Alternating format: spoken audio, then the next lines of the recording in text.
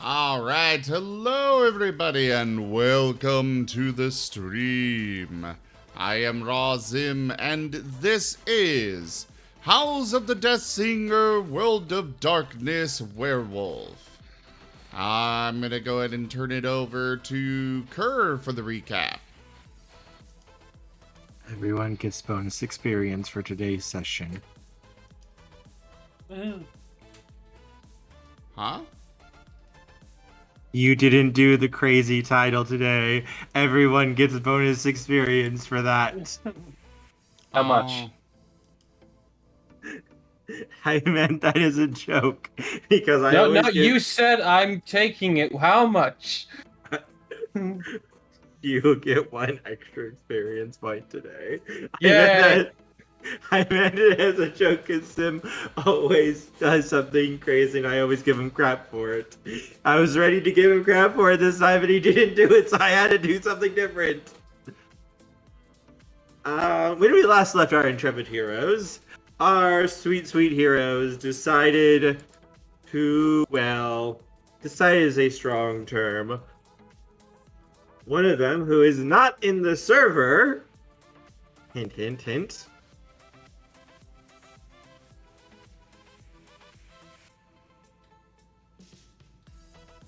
Moriarty, that's your cue. Oh. Hello, this is me. Get on the server. What do you think I'm doing? I have to give you shit, though. Okay, that's cool. Thumbs up.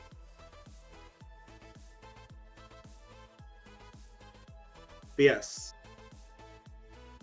Our dear friend Barney got into an honor duel for a life of a werewolf that he met. And rather than having it be a 1v1 duel, it ended up turning into a 2v12 duel, as he had the help of a new friend who came to assist him, as well as apparently embarrass many werewolves. Well, their champions were just subpar. Yeah, they were kind of subpar. Apparently they just don't make werewolves like they used to. They don't make them like the American way. I mean, they are Americans. I don't care. They're not made like Americans. But yes, you were able to crush Fat, them. lazy, and just eating hamburgers all day? Right, we need to go back to the way things used to be. Oh, so everybody gets a shotgun. Yes, and women have to work sometimes because men are off in wars. Ah. Let's move on from this subject before we get too out there. Yes. As you won Barney the duel, gets canceled. and after a little bit of talking with the leader of this area, Winter Sun, you were able to basically become this werewolf's guardian and ensure that he got the care and protection that he needed. Following that, you began to make plans to go after the evil corporation Pentex. Pentex are the bad guys. And from there we ended, with your guys making a plan to go see the mob boss, Gentleman John Marcone. All right. And then let us begin with the actual session of House of the Deathsinger, World of Darkness. God damn it, Werewolf. Zam! Then don't. I want this XP.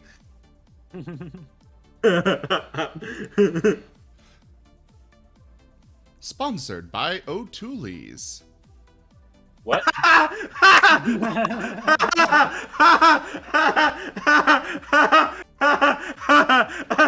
I might give you 2 bonus for- experience for that. I might give you 2 bonus experience for that. What the heck is O'Tooleys? O'Tooleys is a restaurant Taint. chain in World of Darkness. It is owned by Pentex. It serves tainted food that has very weak bane spirits in it. The more someone eats from Atolles, the more corrupt they become, and it can lead to full-blown possession, possibly. Ah. Otherwise, it's cheaper than McDonald's and Burger King and actually has better food. Come on down today for our $5 Pick 6 bundle today. We're also being sponsored by Assault Umbra Myths. Anyway, let us begin, everyone. And if you wanted to see one of the older werewolves, you just need to find one of the warders of the apes. So, we begin now as you make your way record, out. I was fully planning all of that. Let you have your sense of security before bringing it in.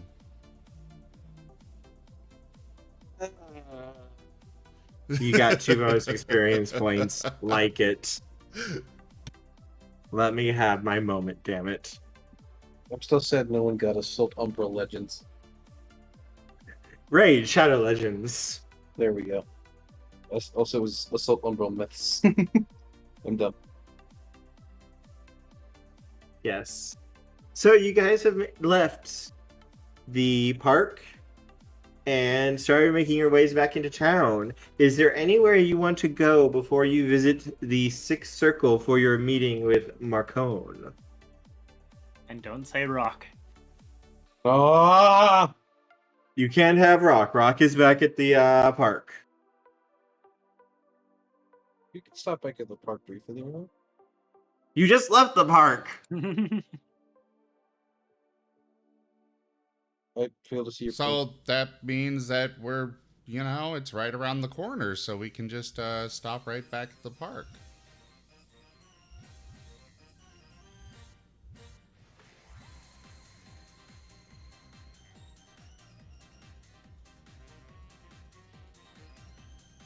Are there other places we could want to go? I mean, we're supposed to be You- going to the club to meet with Gentleman John Marcone. I know, You but can- like You he's could asked go me about anywhere stuff you before would. that. You could go anywhere you would like. You could ask about places you might want to visit. You could decide you don't want to go. You could decide you want to go to the bakery. I'm literally asking about places I might want to visit.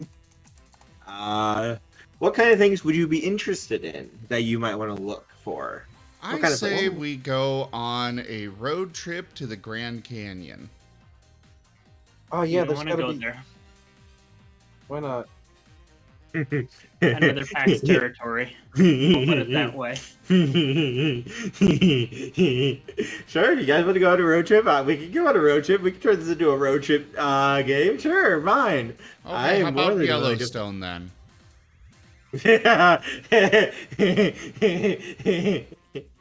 Up to you. No. What we're doing is we're going to Mount Rushmore, and if there's any werewolf there that we dare disagree with, we will kill them all. Take back Mount Rushmore. Don't worry about it. Whatever you guys want to try to do. We gotta kill Yes. Pentex first. We got a year Well- to do that. What would you be interested in finding out about Empty Spring? You guys technically don't live here. You guys are more visitors. What do you mean we don't live here? I do the tunnel. You come here, I'm but you don't. We are not originally from here. Yes. You work here because you're undercover job, but you are not technically formally based here, Michael. You've just been undercover here for a while. So he's been commuting a while. I mean, Michael's worked here probably for 3 or 4 years, so he probably has the lay of the land pretty easily.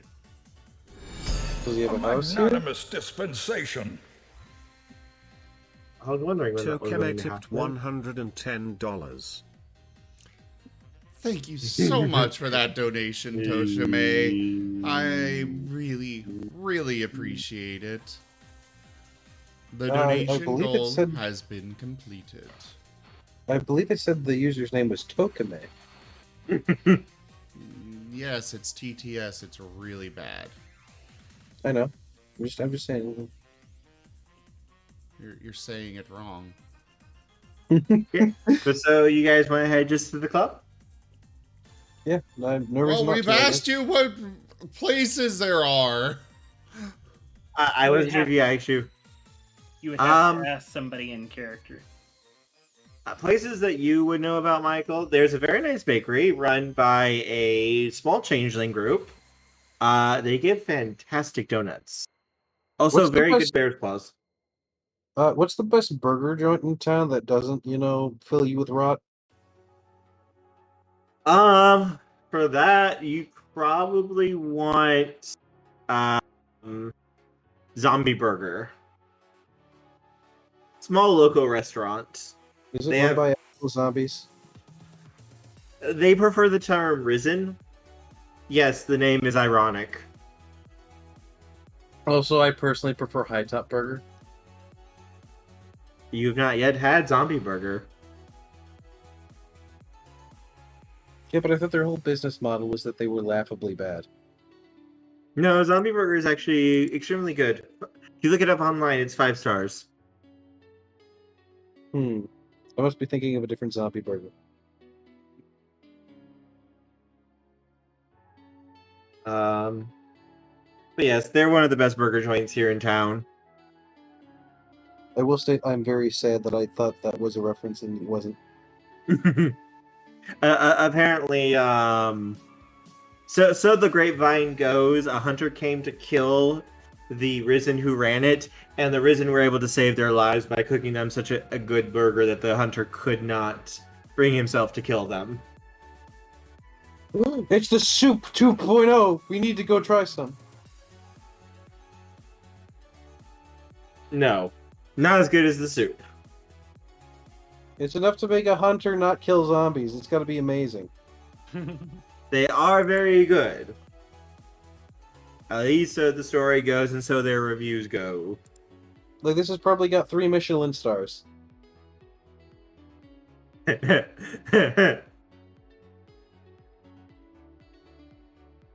Is there any other kind of places that you might want to know about?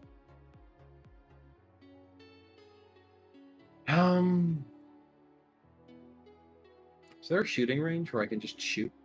Yep. Oh yeah, there's a couple of them. Cool. I'll do that. This is based in America. Do you really Listen. need to ask? There are some small towns that like don't have gun ranges and stuff. I still don't have a feel for like how big the populace of this town is. Like, I don't know if it's like Empty Springs 1,000 is people. If it's Empty like Spring- 20K, Empty like Springs is a 100. fairly large city. like 100,000 people, where it's just like it's not a major city, but it's like pretty big and it's basically got at least one of everything. You're talking at least 50 to 100,000 people minimum. Okay, yeah, this is that reminds me of my hometown. I grew up in a place that had like 73,000 people. Yeah, it's big. It's big enough to be considered like a city on a map. And it's not just like, like a quarter of a mile long and then just disappears. No, this is a big city that people can come to stay at. I wasn't thinking it was a quarter of a mile long, but I was still trying to get the vibe of if this was like, small town suburbica that maybe has like 1 or 2 kind of towers towards their city center and that's about it. Or if this was more like this place has a downtown that has a city and that city has a suburb and that suburb kind of spans out and there's smaller villages and subsidiaries of the city that aren't actually called the city but are basically considered the city by people who don't live in that city, but everyone who lives in those subsidiaries calls it whatever that subsidiary is, and they refuse to be associated with the major city even though they literally live like right next to it. Pretty much, yeah, the second one. Okay.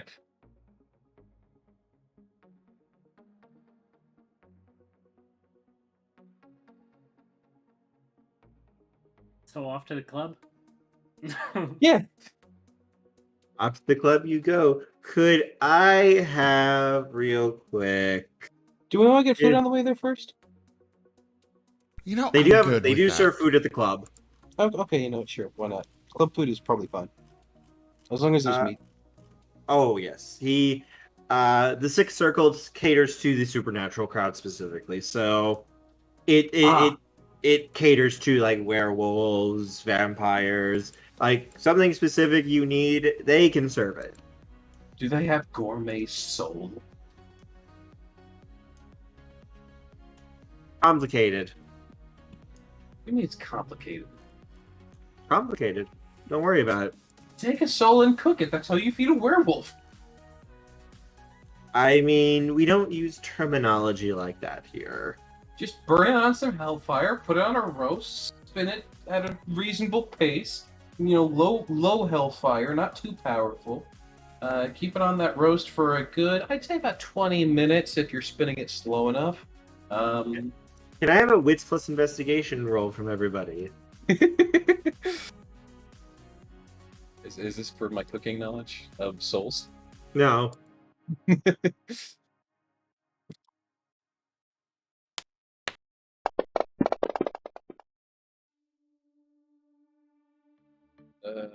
So wits plus investigation, which I do not think are any of Barney's strong suits. And no, if you really wanted to do that type of cooking, you'd need a soul forge. You don't need like you. Why can't you just have like wild, untamed soul flames? With investigation. Oh, hey, I have miraculously dots in both.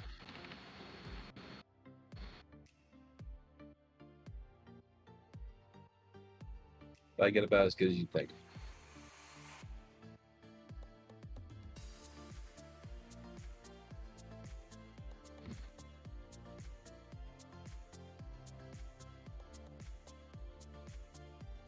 Well, Perry over here is making 6.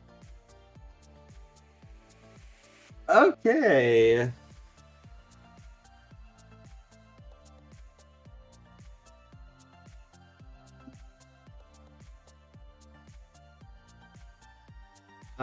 Who's driving the car? Michael, I'm assuming? Yes. Okay. So, Michael and Barney, you both feel a sort of a little bit of a cold shiver, but nothing really that's big of a deal. Harry, Perry. Harry the werewolf. You, however, your senses begin to go haywire. Absolutely haywire. There is something here with you right now in this car.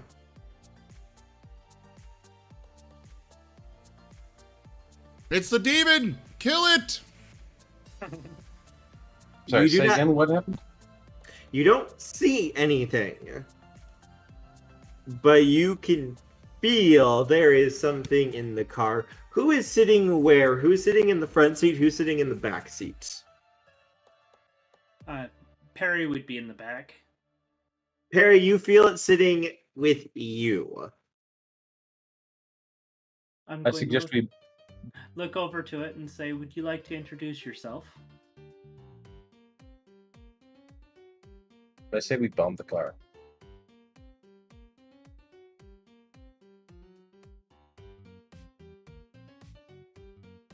You do not get a response, but you do get a bit of a chuckle and a giggle. Michael, give me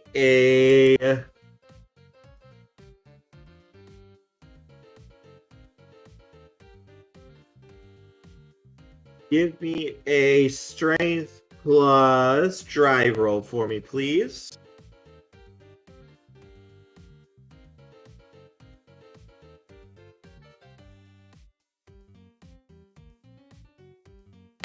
Can I give Barney any drive?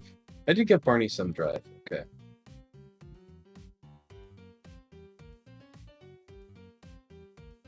right, Michael, you feel something grab the wheel and try to jerk it as you're driving down the road. Oh God! Before- Jesus took the wheel! Ah! You're able to hold tight though, and you start pulling back to resist it before the pressure suddenly vanishes.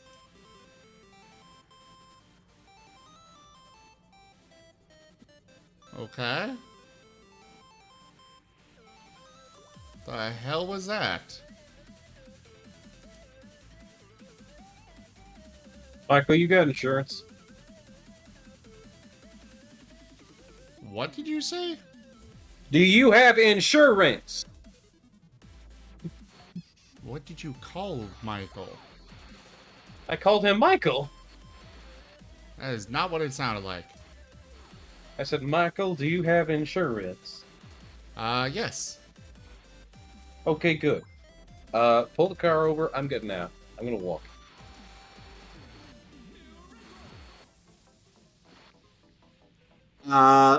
When you say that, you suddenly hear the car horn begin blaring and honking.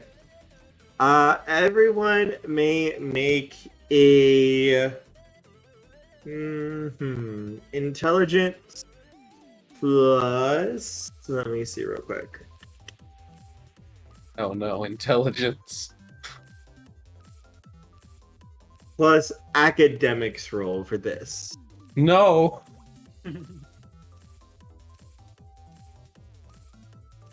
I'm surprised I have points in holy shit. Sadness, so one had to cap me.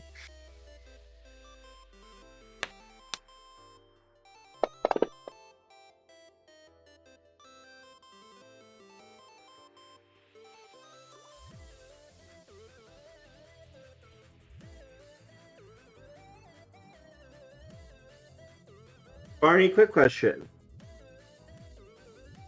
The quick answer. You have a military background, yes? That is correct. I will allow this roll for you specifically to be a difficulty 6 roll. Oh, interesting. I was in the engineer corps. No, I'm kidding. Okay. Well, since this is a difficulty 6, that boosts me up to a 5 as well. All right, Nice. Harry, you get the sense this is not a random thing that's going on. It's not just the car just going nuts here. Definitely not. But Barney and Michael, both of you realize that these honks are coming in the same tone. Beep, beep, beep, beep, beep, beep, beep, beep, beep, beep, beep, beep. Is that fucking Morse code? You both realize, yes, it's Morse code. God damn it. Fucking hate Morse code. Alright. It's difficult to make out once you realize. You realize, though, as you're going, it's saying, don't stop, don't get out of the car. Danger. Keep going fast as possible. Alright, Michael, I guess fucking floor it. Michael, make a drive plus dexterity roll this time. Oh, thank God, dexterity.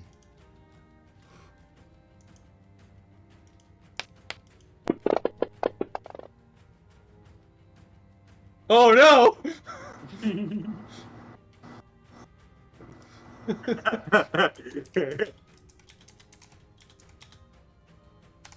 Do we have a willpower? Or will chat grace you with a reroll? No, let's take the beat. You may accept a beat for this failure if you wish. If you get 5 beats, that becomes an experience point. We've been sitting on 2 beats for too long. I wanna get that up to 5. I vote we take a beat. Up to you Why guys, though. not? I mean, we're just driving at very high speeds, and it's a drive check. So, we may not We're survive werewolves. the end of this, but sure, Whoa, we'll okay, have a fine. beat. Or werewolves will be fine. No, you're not going to have a beat. You're going to get beat. I know, right? Okay, so now the question is, does Michael refuse to drive above the speed limit, or is Michael just swerving all over the road?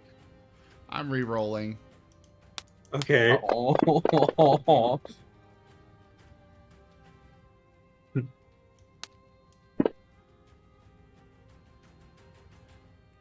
Okay, 2. Alright, you feel something slam down on your foot, pushing you, like, your car is literally pushing as fast as it can possibly go for a few seconds before you press back, and you suddenly feel the pressure vanish on your foot and allowing you to, slow the car down again. When you tried to slam on the brakes, it felt like the brake pedal wouldn't move, like something was holding it.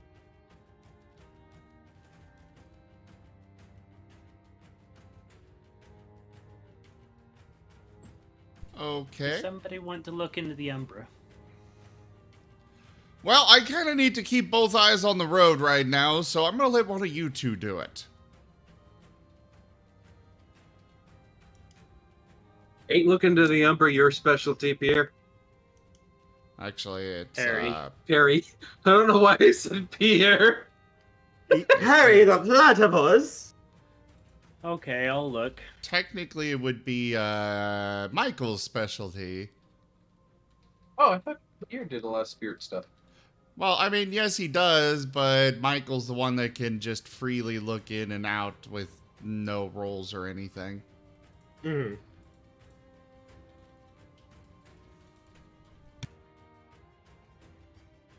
Really? I Right. thought Pierre would have had an ability like that, too.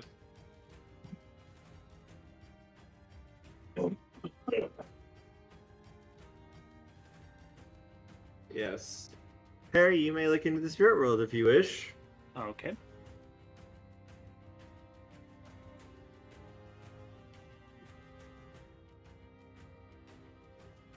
I think I will. Okay.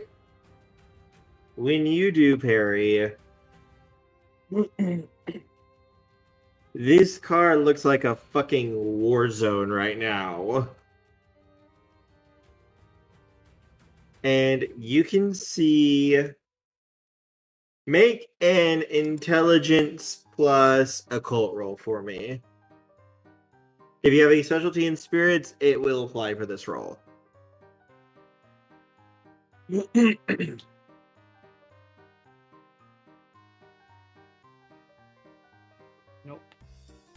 So.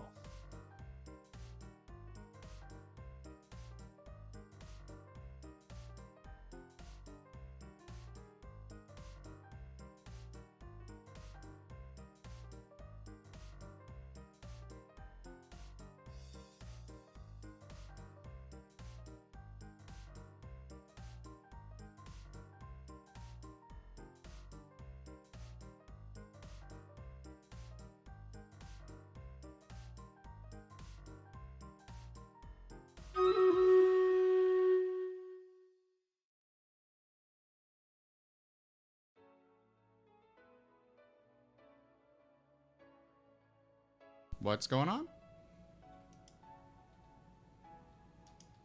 I was thinking real quick for this. Ah. Harry, you can see things in this car. There's a couple of them. They are small. Difficult to make out with your vision here. Like, they aren't necessarily in the Umbra, or at least not in the layer that you're used to running in. So So more it- like Deep Umbra. Or some different layer. Their forms are shadowy, indistinct, almost whisperous. their fingers are long. Like they have an extra joint there, and they end in claws. Their skin is not so much black as it looks like it's made out of shadow. And you can see two sort of burning eyes. You get the feeling this is not what they normally look like. This is how you are perceiving them. If you actually saw them, you would probably see them differently than what you're seeing now. What you're seeing is likely the distortion of trying to see them through the umbra. You're seeing them more as spirits than whatever they actually are. Okay, and I'll just kind of announce that there's at least 2 Banes in here with us. It seems like there's 4 or 5 in here, and it seems like these little ones are basically like you can see one grab at the wheel, attempting to tug it or pull it and screw Michael up. 2 more go for the brake pedal and the gas pedal. Another one is shaking Michael's seat. But there's also another figure. This one is not black. This one is not dark. This one is more gray, and it is bigger than the others. And you can see it is attempting the best it can. It's not doing a super great job at it, but it's trying. It's just there's so many of them. It's trying to round them up, grab them, keep them from doing anything. Like when one grabs the wheel, this figure reaches out and grabs that one and pulls it out before it wiggles free, as he has to stop one of the others from, like, say, going for the emergency brake.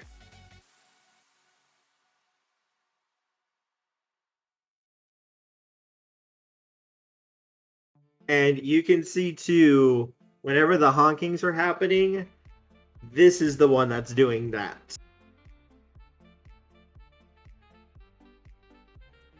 Okay, we have somebody trying to help us, but we have quite a few Banes trying to hinder. Why? Why do you think Banes want to hinder?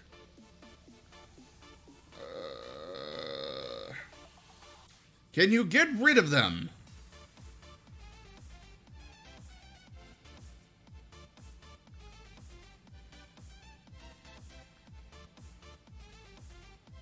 Barney slowly pulls out his revolver. Don't shoot yourself. What? You hear the car begin to frantically beep, beep, beep, beep, beep, beep, beep, and Perry, you see all of the little ones just stop and slowly turn as one to look at Barney, and their eyes are locked on the gun in his hand.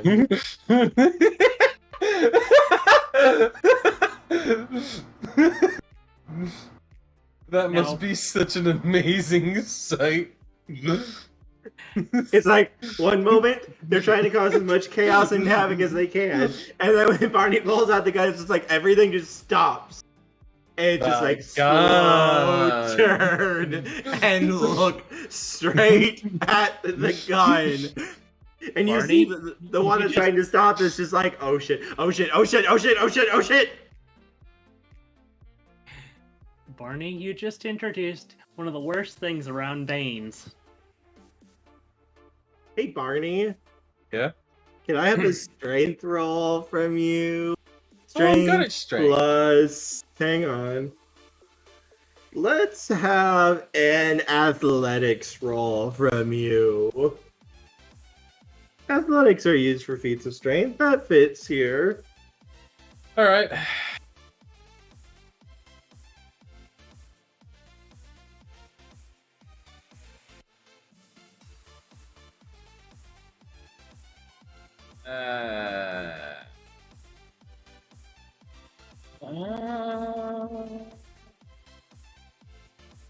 Willpower. I can do better. Okay. But what about the beat?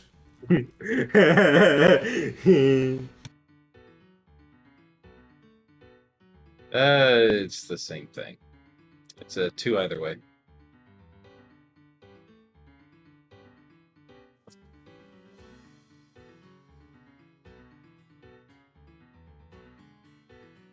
The gun is unloaded, correct? No. What the hell good does an unloaded gun do me? Pistol whip. I've got claws! Hey, Barney. Yeah. Can you make a firearms plus dexterity roll, please? Yeah, I can do that. Dexterity is 2, firearms. I only have 1 in firearms. Did.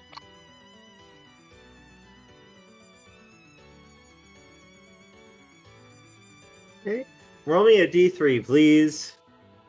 Alright. How about a d6 divided by 2? That is fine. Whoever 3 would be. Whatever a 3. Hey, Barney, give... For the record, you can roll a d3. I'm aware, I just don't want it. So, Barney, give me a... Oh my. Oh god. Wits plus investigation, please. Alright. Wits plus investigation. Let's go.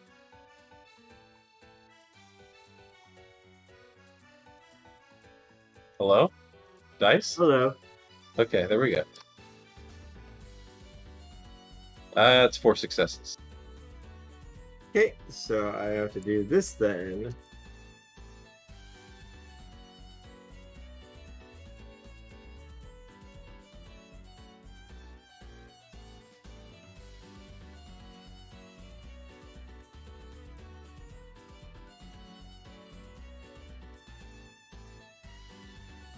Hey, Barney, what's your gun loaded with, just by chance?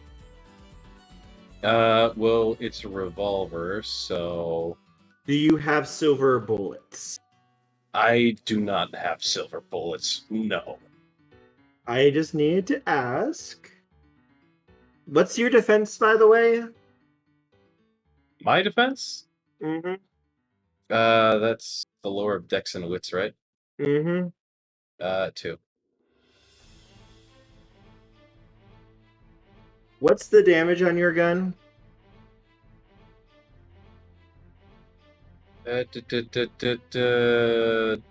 Don't have it listed. I was never really told what it was. Give me a second. Give me 30 seconds, sorry. I'll find it. I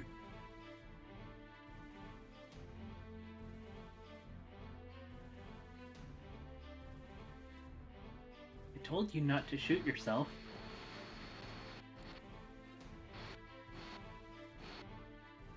You'll shoot your eye out. Let me see if I can find what I'm looking for real quick.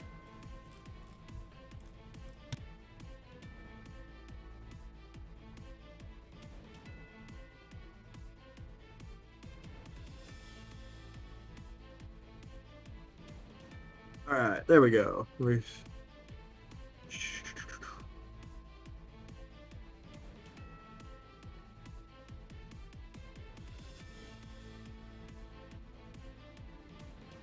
There they are.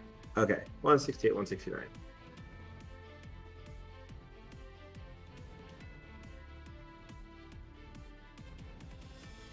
There is actually a revolver. It is 2 damage. 2 damage, clip, 6, initiative -2, strength 3 is what you need to use it. Well, Wait. size 1. Okay, so list all of that again, but much slower. Sorry. Damage 2. Is that the dice mod? No, this is what adds to the damage roll if you hit something. Okay, plus 2 damage. Flip 6. before you have to reload. Size small. Initiative -2. Initiative -2. Mm-hmm. Interesting. Bigger guns slow you down. A rifle is -5. Jesus, okay. SMG large is -3. Shotgun's a -4. Jeez. Yeah, a light revolver or pistol is a -0. So that's the one that's lower. So this is how I pull off gun fu. People have -2 initiative, so I can just grab their gun. Strength 3.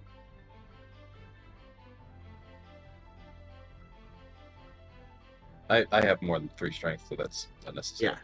Yeah. All right. Does whatever is using it have 3 strength? Yes, it does. What's the dice mod and the range? No dice mod for this one, it looks like. Doesn't give anything special there. And the range. The range is going to be 35, 70, and 140. Short range is 35 feet, medium range is 70 feet, long range is 140 feet.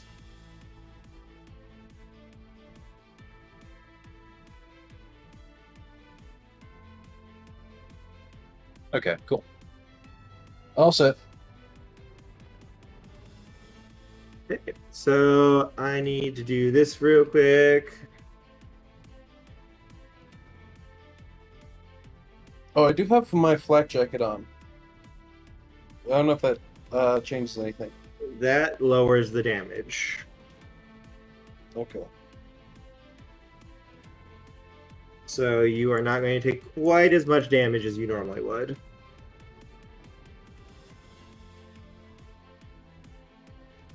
However, you are also not in Guru form.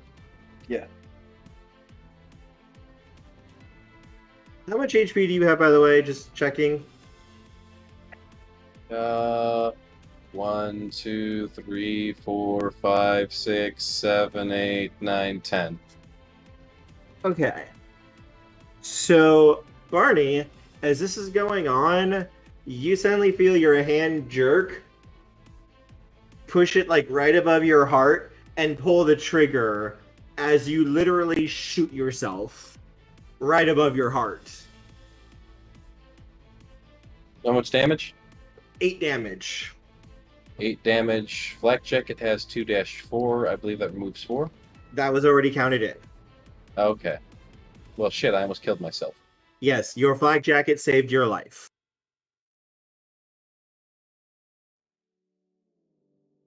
Is that just normal damage or aggravated? It is lethal damage, so it is normal damage for you.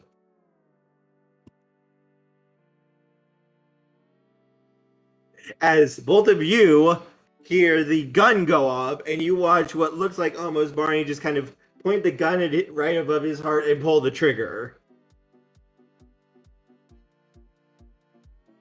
I just told you For there the were record- veins in the car. Don't pull out weapons for them to use. For the record, Michael did not see it. Oh, he has his eyes on the road. Yeah. You heard the bang. Perry, you did see one of the little ones go for the gun and grab it and pull it down. And the bigger one move forward and kind of shove the gun up a few inches. So it wasn't just directly into the heart.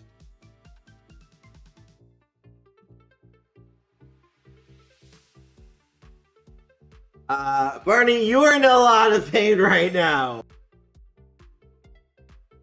Fucking damn it! And he's going to just move his thumb up to hit the release on the pistol cylinder, and he's going to dump out the bullets.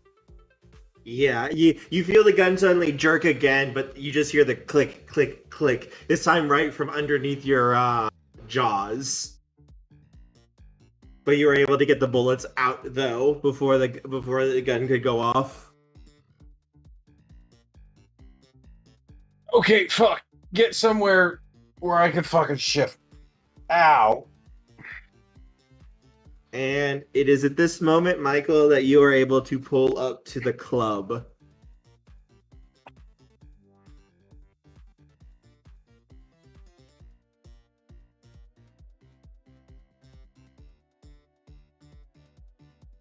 Barney, give me a real quick. I claw.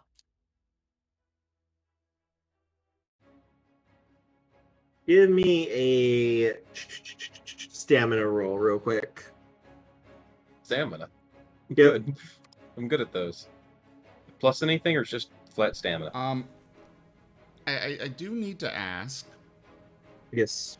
am I actually able to pull up to the club Yes. and stop? Yes. I thought my foot was being held down on the pedal. Not right They now. Stopped messing with you and went for Barney instead. Mm-hmm. Yeah, you're okay right now. The foot it came off the pedal, I baited aggro. and they took it.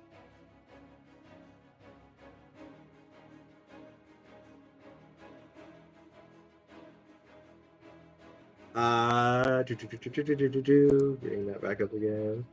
Yes, give me a stamina roll, Barney. Just Plus stamina. anything, or is it just okay? Just stamina.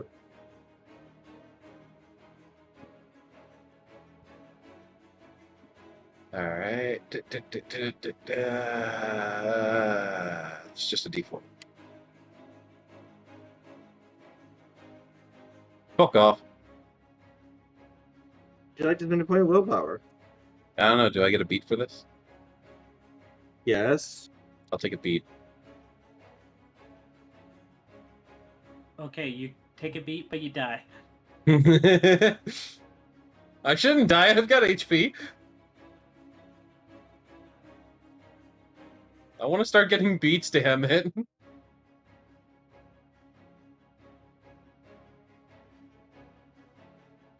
Would you like to fail the roll? Yeah, I've already taken a beat. Okay. Barney, you're starting to go into shock. Oh, so I don't feel anything. As Michael, you're able to pull up to the club and get parked. Barney's not looking too hot right now. As you can see, like, his shirt is almost covered in blood at this point. Michael would be pulling up to the back door Mm-hmm.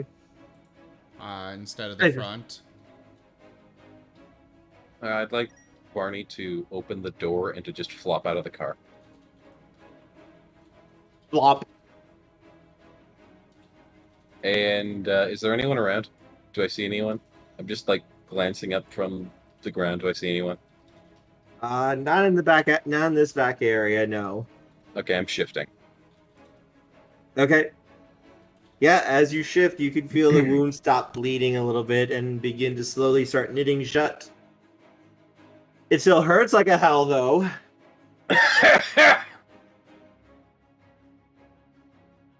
You can feel the veins jumping up and down on your back. That broke a rib, I'm pretty sure.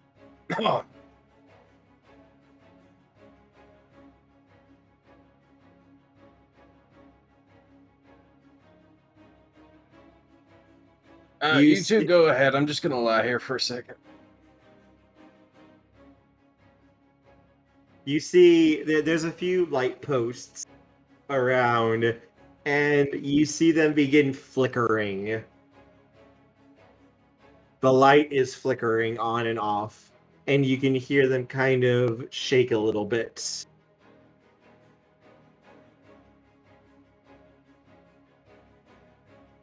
Let's get Barney inside. There should be protections against these guys inside. Sounds like a good plan. As you guys begin to move to help Barney get to his feet, you see the back door open, and a woman in a business suit standing there, long blonde hair in a braid, and she's just looking at you guys before looking past you and just kind of growling a little bit. And the lights stop flickering, and she kind of steps aside and waves you in.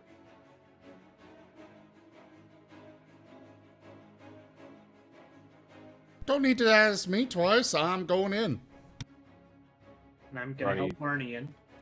Barney limps in, I assume, with like one of you like under his arm carrying him, sort of deal. Yeah, me. Barney just nods to the thank you, ma'am. He gives a small nod. And then before shutting the door, and you see her, like, with her finger draw, like, a runic sigil on it.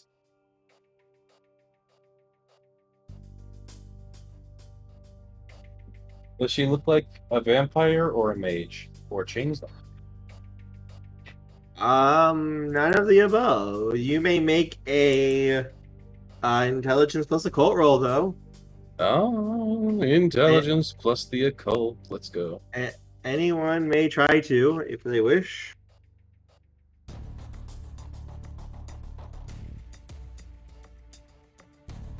Ah, that was so close to being really good. Joke.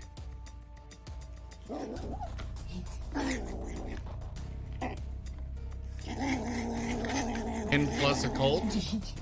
Yep. If you have any specialty in spirits, that will count.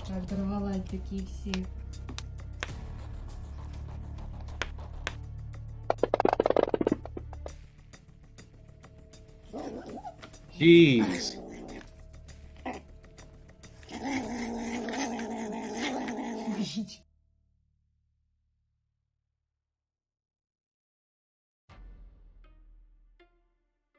Good job, Michael. I boosted up a lot of my mental skills and stuff.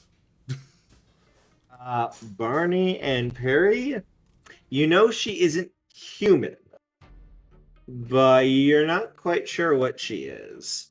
Michael, you've worked with Marcone before.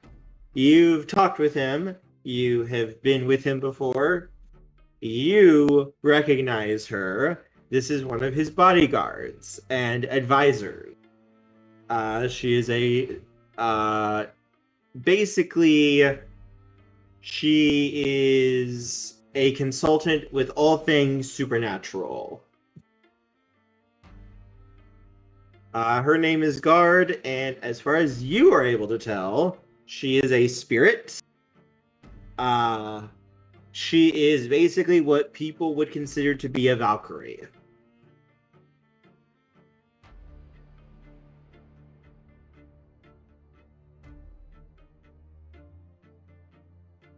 He is going to nod to her and just kind of. I assume that there's like a window back here or something. It looks like you're in the back of the club. This is like more where the workers come and such. Yeah, probably not a window. Yeah, there's no windows outside here. You're in a long hallway and you can see multiple doors on either side.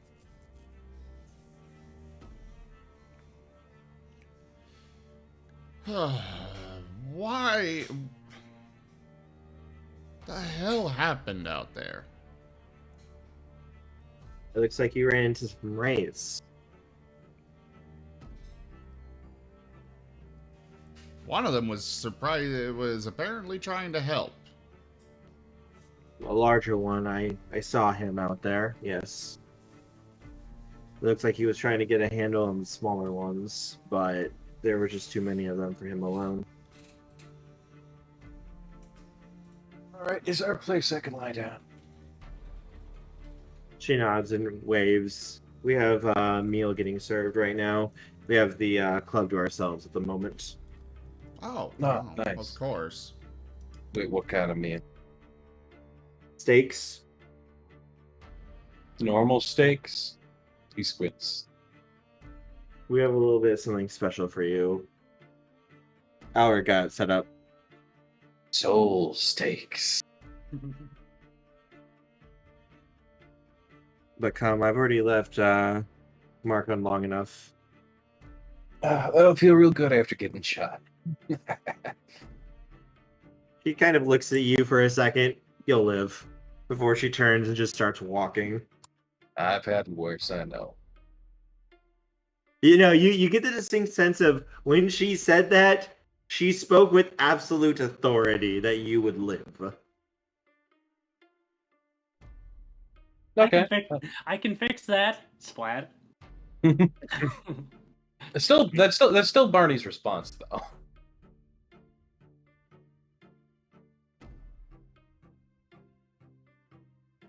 Yes, right now Barney you has- guys. So good. Yeah, looks like right now you are in the back of the club. For the moment. Barney has little doubt he will not survive as he has survived. Again, much worse, both as a werewolf and probably before that too. Come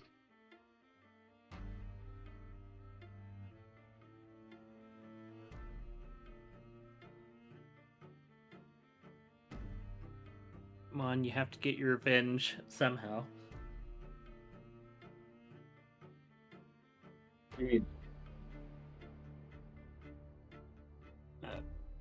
For Pentex killing your brother in arms. I'm gonna kill Pentex. Like that's not even a question. All of Pentex is fallen. I couldn't kill the guy who killed my guys, so I'm killing all of Pentex. That's why we're here, to kill all of Pentex. And I'm going to spite them by not dying no matter what they do. That's the right way. Now, let's continue. When you guys head out to the club itself, the entire club is empty at the moment. And it looks like there has been a table set up. Very nice. And some chairs around it. And you can see a man in a very nice suit sitting. You see the woman at his side, also with a stake, and an actual flagon, it looks like. And there is another man beside him, much larger. Like this is like 6'5", very burly and muscular. It's those three, and then you can see Alric is there as well. And you can see a couple of employees that are like serving the steaks and such, getting food set out. And they're also getting meals set out for you guys as well. Alric is going to look over at you, kind of frown, before waving you guys to come over. Lady Guard has already informed me that you ran into trouble on your way here. My apologies for that. I doubt you had anything to do with it. No, but if I'd been aware that something would have come after you, I would have sent someone to assist. It's appreciated. Are you alright? Oh, he's just a big baby. He'll be fine. Showing Wraiths a gun is not a good idea. Usually, my gun is a lot better than that. Usually, I have complete control over my firearms. Be at ease here. Nothing will be able to get through these walls. I promise you that, on my word.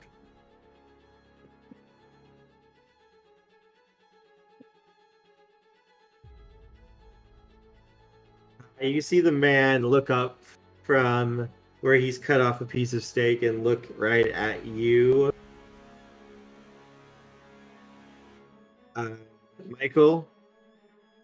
Michael, good to see you again. Great to see you as well. Come, sit. You wish this meeting? Yes. Michael's going to happily take a seat. We are looking for more targets, and, well, I did not want to really talk over the phone or anywhere, that could be traced by, well, Pentex. He nods. Understandable. Properly paranoid, I would say. He's going to look over at Guard and just kind of flick a finger to her before he starts going back to his food. Guard is going to reach under the desk or under the table and pull out a suitcase.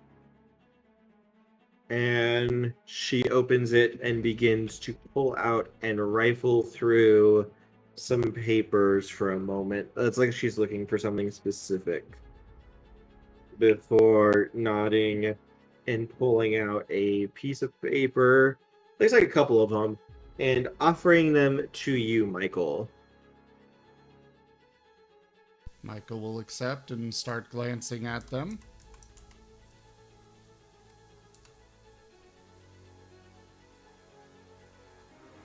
It looks like this is a report. A project that Pentex is attempting to undergo at the moment. Apparently, they're attempting to weaponize race and control them through a being known as a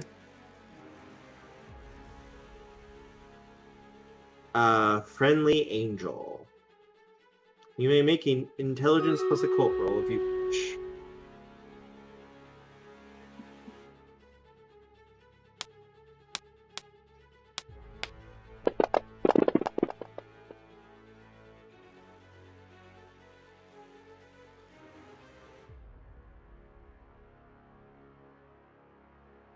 Six. Another 6. Okay. Another 6. Yay.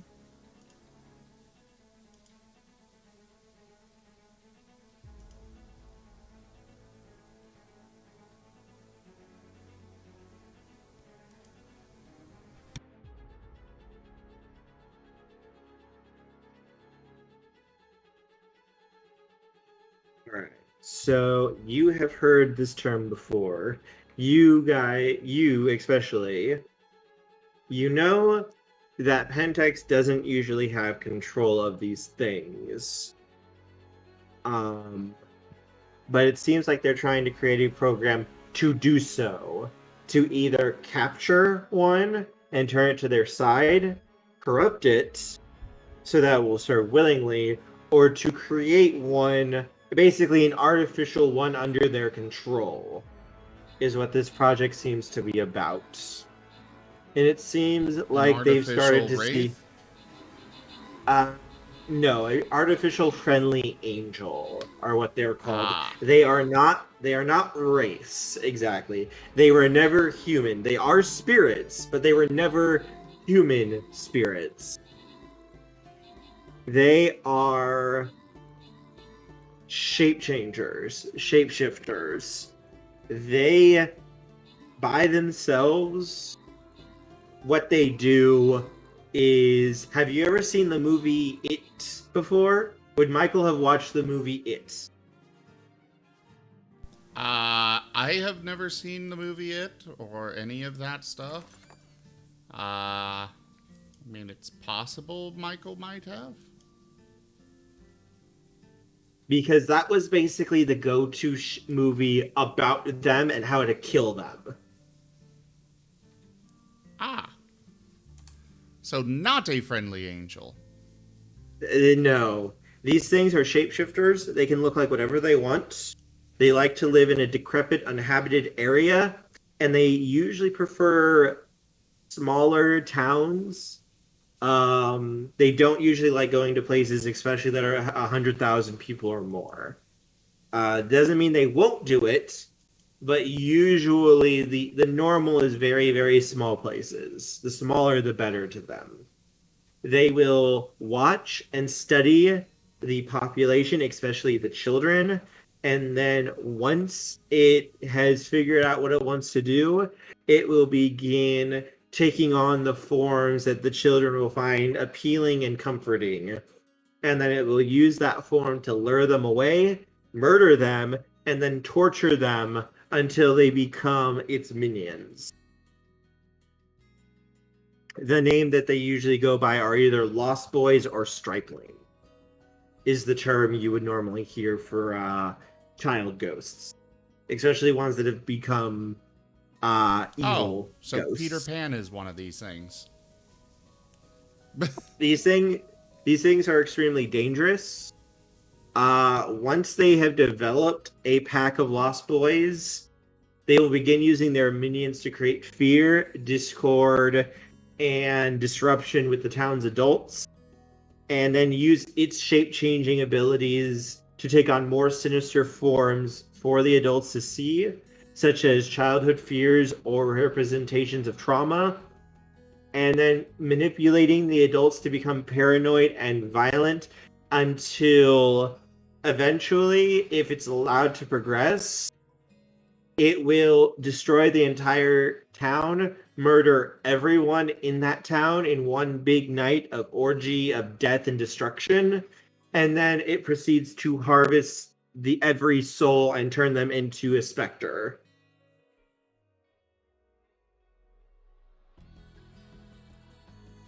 Ah! So more the Tim Curry version. These things are very nasty.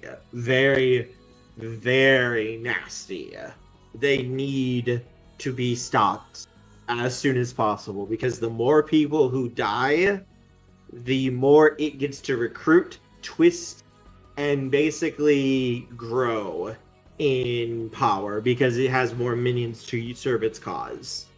Especially in places where people don't believe in the supernatural, they don't believe in ghosts, they can very much foment terror, fear, discord very quickly, and then it's just a matter of time before the friendly angel causes a bloodbath.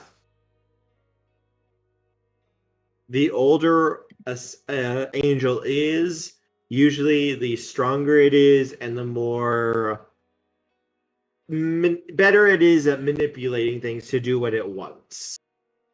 This one, however, according to the report, seems very new.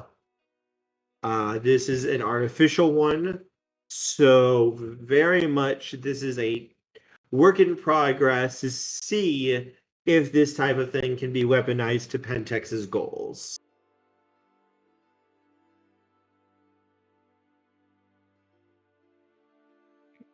And it looks like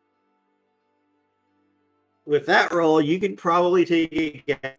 Those weren't Bane spirits that were in the car. Those were the Lost Boys trying to kill you guys.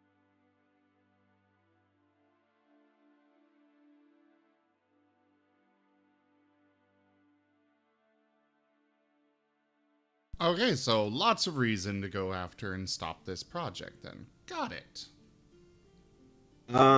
With your knowledge of Pentex, you would know Pentex is very, very cutthroat. Whenever there's a new project being done, if there's a failure, basically every other wing of Pentex will come down like buzzards to attack the failure and basically try to either get them to get cut or just utterly eliminated and discarded. Steal their technology. Yeah, they very much do not like competitiveness. They are extremely competitive, but failure is basically like immediately lop it off and just do something else.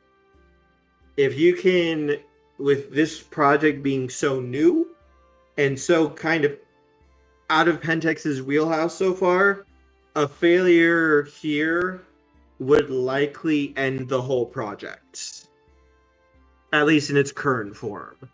This could set it back for years, maybe decades even, before something like this might happen again.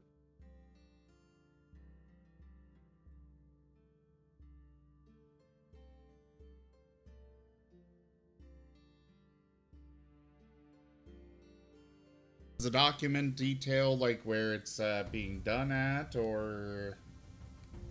Yes, it does. It looks like this is happening at a research facility that is outside of town. One of Pentex's private projects areas.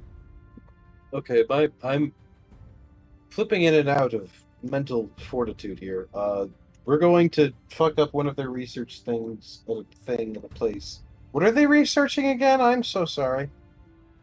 Basically, they are researching. Have you ever seen It? I haven't, but I understand the premise and how it functions. They are researching that thing and making their own. They're making a fear god? Not necessarily that, but these things can destroy entire cities single-handedly. One But then sec. they, I like- need to restart audio engine. Okay, carry on. They can murder entire small towns, literally in weeks or months. but wasn't the whole premise of it that like the whole reason it was so powerful was because it fed on fear, and the moment that you were able to face your fear, it was literally fucking powerless to stop you? I was using that more of an example, not exactly. Okay, then These things feed on suffering, pain, and absolute agony that they cause. oh, so it's more like a tormentor. Yeah, the more these things, what they like to do is lure children away, kill them, and then torture their souls until they become sadistic little murder bots for it. Was it tormentor or dementor? Dementor. Yeah. This sounds almost exactly like a dementor. These things can shapeshift. They can turn into whatever they want. Okay, slightly less like a dementor, but still sounds a lot like a dementor. And they're once they have enough minions, they start going after the adults, using their minions to foment fear and discord among them. And then after that, it begins to appear among the adults using its shape-changing skills to bring about childhood fears, traumas, anger towards each other, making them paranoid and violent, and then usually ending up destroying the entire town and murdering everybody as they turn on each other and start killing each other. Hatfield and McCoy type situation. Pretty much, yeah. When it's done, everyone in that town is dead. And it then harvests every spirit there and then twists them and tortures them into specters, which are basically evil ghosts.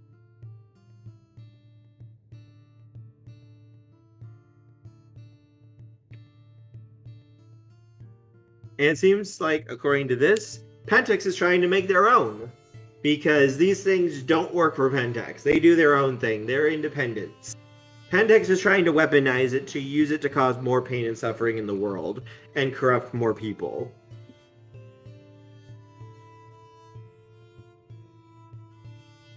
But this project is very much in the early phases of development. This is the first one, it seems, that's been successfully created.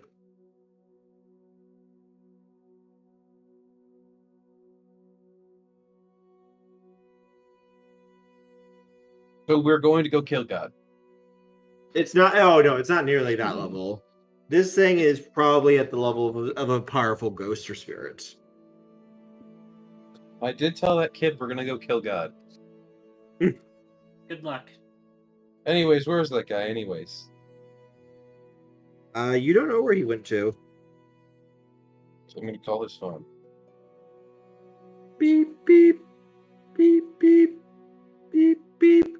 You get a text message back. Dealing with something. Get back to you soon. Oh shit! Oh shit! Oh shit! Why did you take the time to text me? Oh shit! Oh shit! Oh shit! No, this was a little voice message that he recorded and sent. Oh, one of those. Yeah, I was Yes. gonna say, I mean, speech to text, you know. Zim, you've got an Xbox microphone. I am using my headset, okay? Okay. Oh, that okay. explains it. I was just letting you know because the audio was below your normal quality, and I know you care about that. I was really curious about that too, because like, what happened? I didn't turn on Xbox Live, did you? But yes, it seems this thing is being held / based at a Pentex research facility. One moment while I get you the pertinent details according to the report. It looks like it is being run by, according to this, one moment, Magadon Incorporated is the corporation that this is a front for. Oh boy. Specifically, Panacea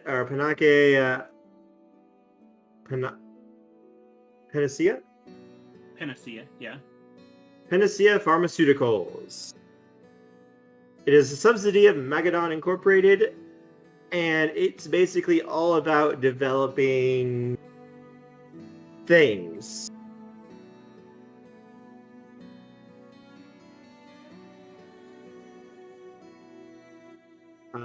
Their front is basically making experimental new drugs.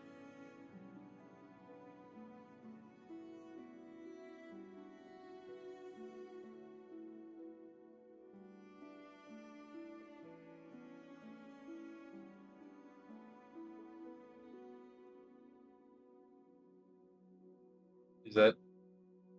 Yeah. Mm-hmm. All right, I was making sure I had all my information up. I had to go find it. Yes, it looks like it's one of their not factories, but research facilities. And it looks like this is the place, this thing, and probably all of its victims are being kept in when it's not out and about causing havoc, death, destruction, paranoia, and suffering.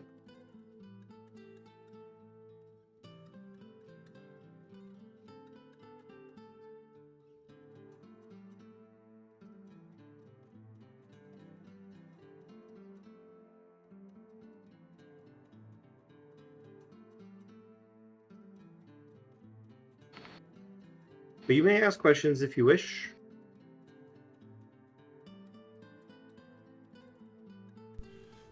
Well, I appreciate this information. It'll definitely be dealt with.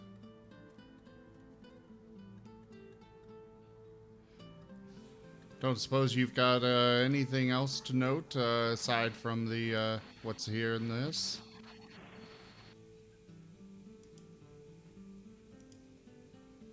This is everything that I've been able to find out so far.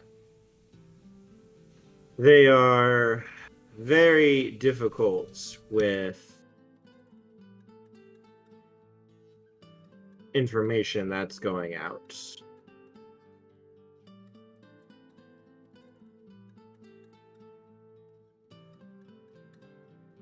Clearly, they've already grabbed. Clearly, they've already started testing with this.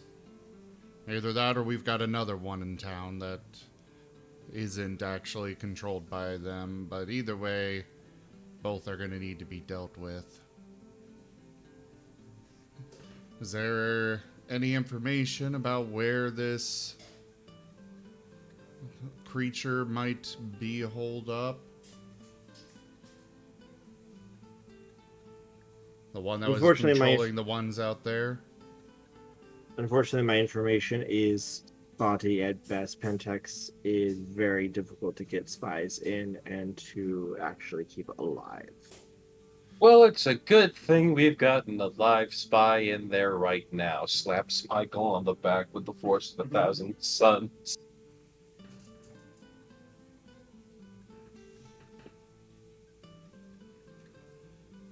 I can only do so much in there. Yeah, this is a completely different branch of Pentex than the one you work at. Which branch does Michael work at? Michael specifically works for R&D. no, he works for Endron. Basically, it's one of its biggest subsidies. Okay, so the oil. Mm-hmm.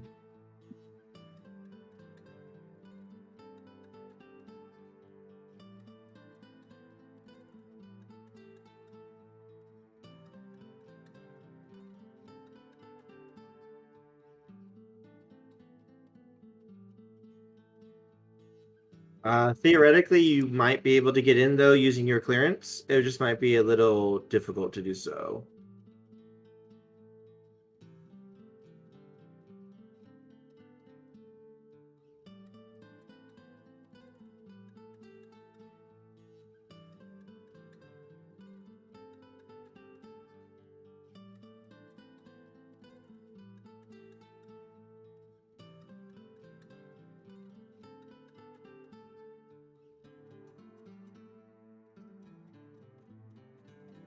Well, I don't think I want to use my credentials to go in there because it would ruin all of my cover to, you know, show up and then suddenly it disappears the very same day. Make an intelligence plus occult roll for me, Michael. Oh.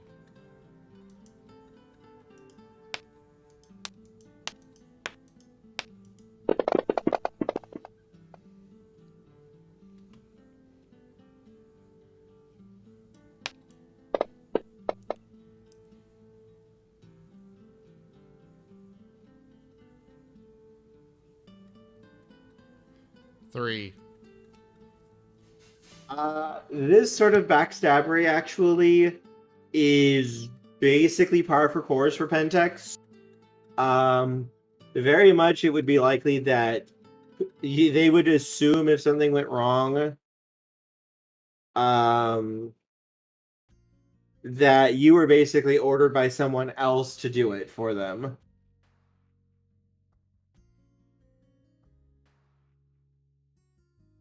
Like, literally, the sort of thing that goes on in Pentex is literally stab each other in the back repeatedly. That sort of mentality literally is cultivated and expected in this place. If you're sabotaging a project, there's like a 50 to 75% chance. It's not like a werewolf or anything. It's literally a rival who wants to get rid of the project and to get rid of it somehow. Or get higher up in the company. Yeah. Ah. It's just a matter of you're not supposed to necessarily get caught doing it. But deniable things, well, shit happens all the time. Well, now I've got a few ideas.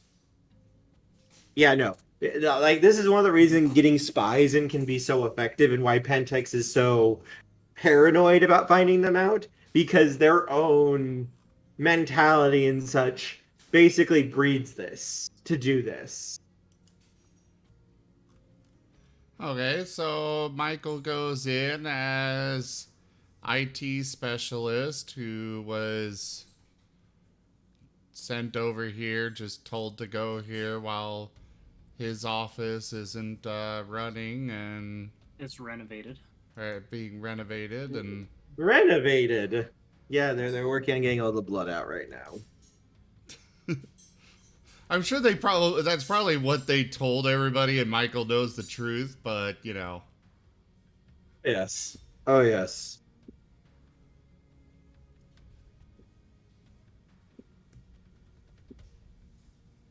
But yes, Michael, you could attempt to get in there.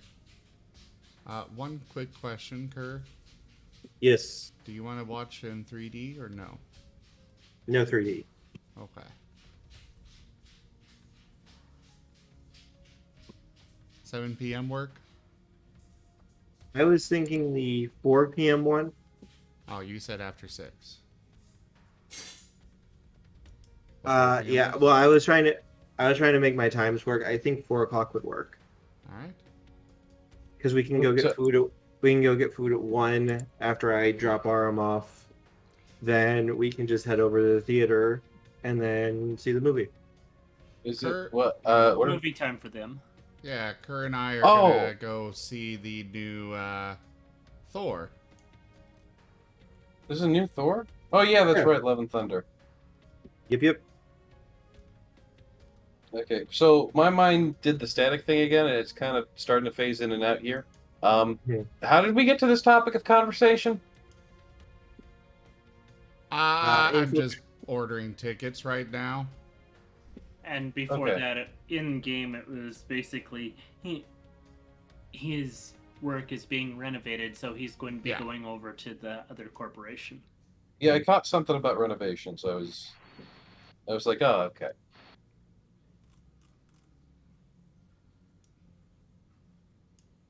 I just figured I'd ask here on voice real quick, and instead of, messaging and back and forth and stuff. Okay. I'm just Mhm. Zim. I'm gonna be honest with you at this rate. I'm not sure if I'm up for the Exalted game.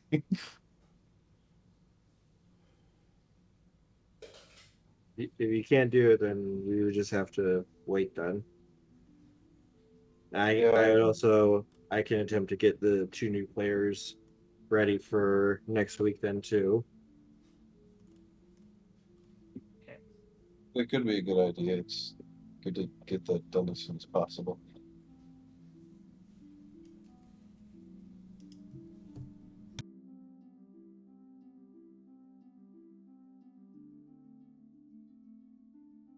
Yeah, so I'm just letting him do this real quick. Okay, carry on. Yes, you would be able to get in. You don't know anything really about this facility though, and the information from these reports is more focused on the actual research itself, not at the location or like where anything is, that kind of stuff.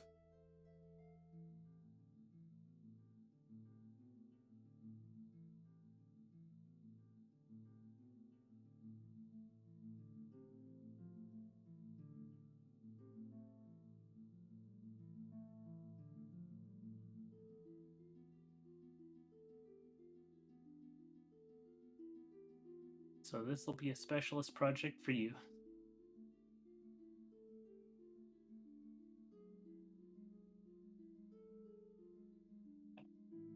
Would you guys want to try to go in with him? Maybe, Michael, do you think you can pass me up as a bodyguard?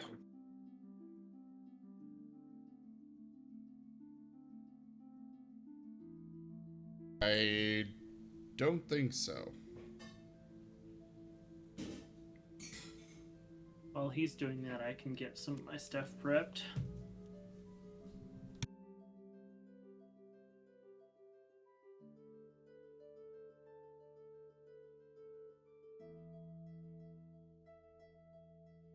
Getting the actual rights ready.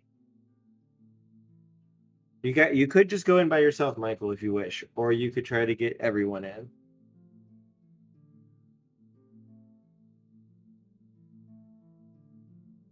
I cannot come up with a good reason for why some other people that don't have any credentials would be going with him. Mm-hmm. It would be more suspicious if we joined. Yeah. Yep. I just wanted to check though. Yeah, I had a feeling.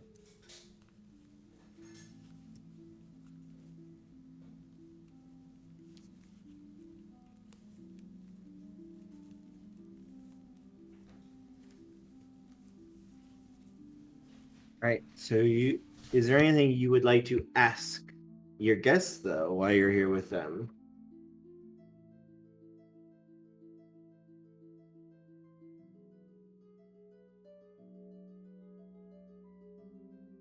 Also, real quick note, you guys can see Marcon was quiet as you guys were discussing this and doing things, but you can see he is cutting his steak very, very aggressively. Wait, who is? Marcone. Michael's contact. Gentleman John Marcone. Marcone is an unhappy camper. He looks very unhappy. Well, his face is more neutral, but you get the feeling. That this is sort of his specialty type thing that Pentex Oh. is encroaching on. Hold on, I'm behavior blind. 1 sec. I'm gonna roll an empathy.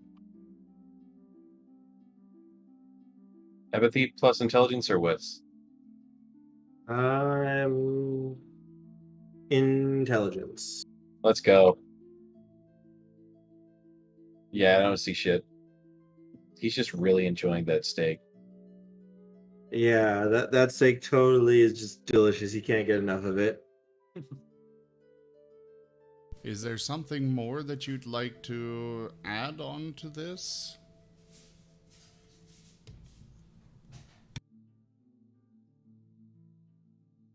I would take it as a personal favor if you shut these people down and end them.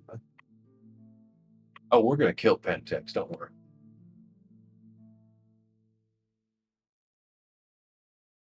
Good. You will have my assistance. Normally, I would not care about what goes on here, but I have rules.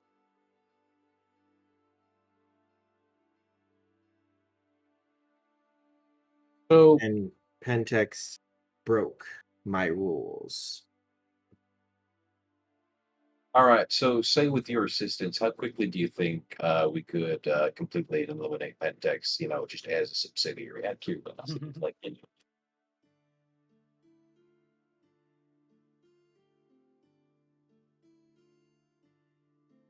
Even my reach is more limited there. Right. So you'll help with some things, but you'll probably not be helping us lead the charge to kill the board of directors. Indeed.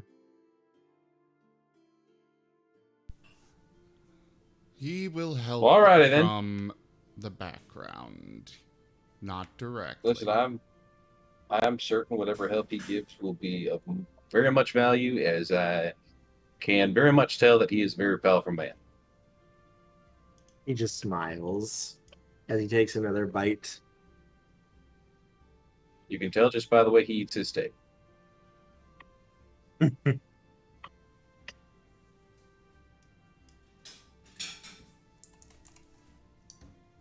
By the way, what is this steak? It tastes absolutely delicious to you. I know it tastes absolutely delicious. That's why I'm asking him what it is. In-house recipe. Is it you, Souls? No. Darn.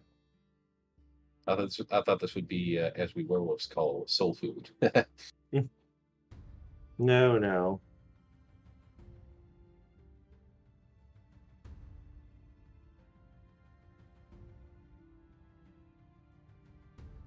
I would also, this is Alric speaking, I would also thank you if you could deal with this issue.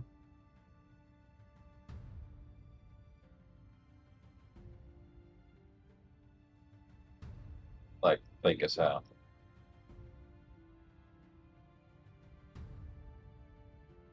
Favor wise. Yes. Oh, sure.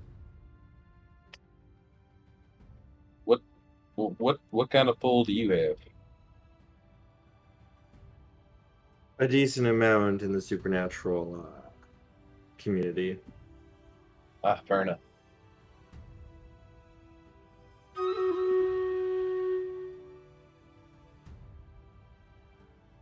Suppose that might come in handy if vampires ever get uppity or something. I don't know. Even Pantex doesn't dare try anything here. Yeah, I'm pretty sure if they tried something here, the werewolves would call Sisker the vampires would do whatever the hell they do for that. Pretty sure that's basically just like declaring war on the supernatural, and no one wants that. You could say worse that, than yes. Mr. Daw.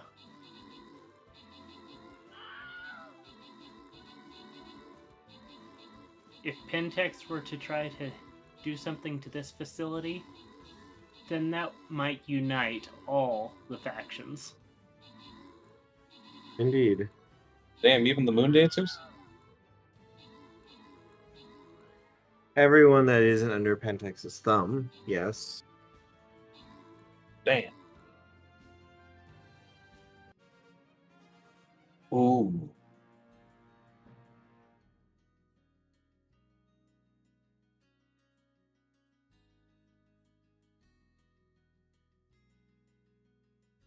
I've worked hard to cultivate my, how shall I say it, neutrality among the different factions.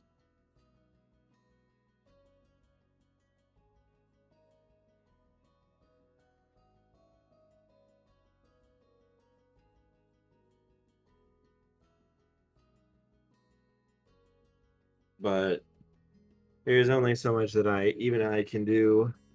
Pentex has quite a lot.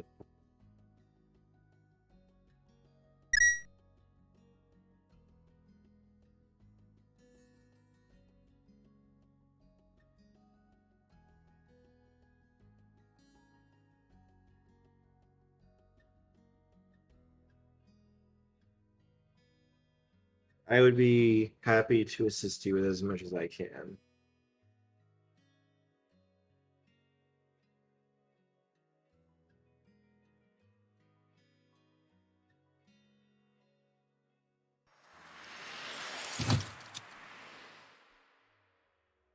Turkeme says have a drink.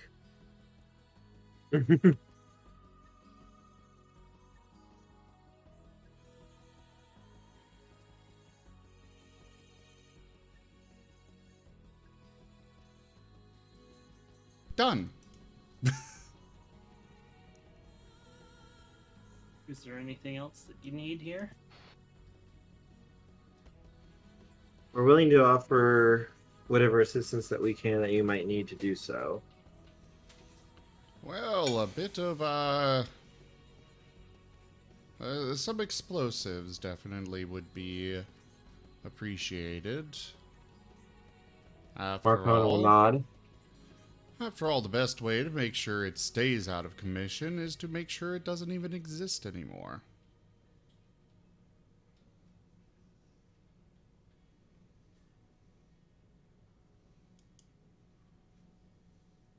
And Michael, there may be somebody who could join you on this.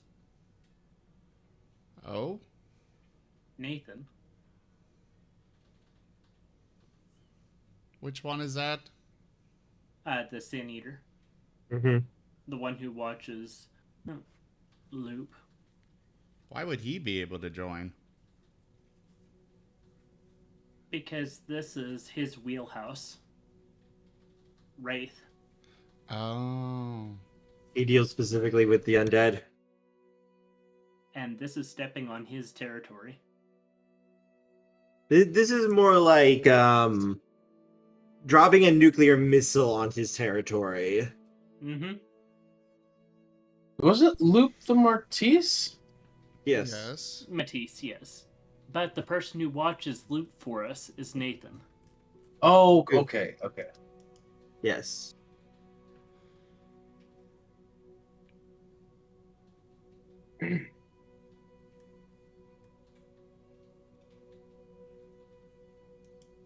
He very much would likely be upset with this.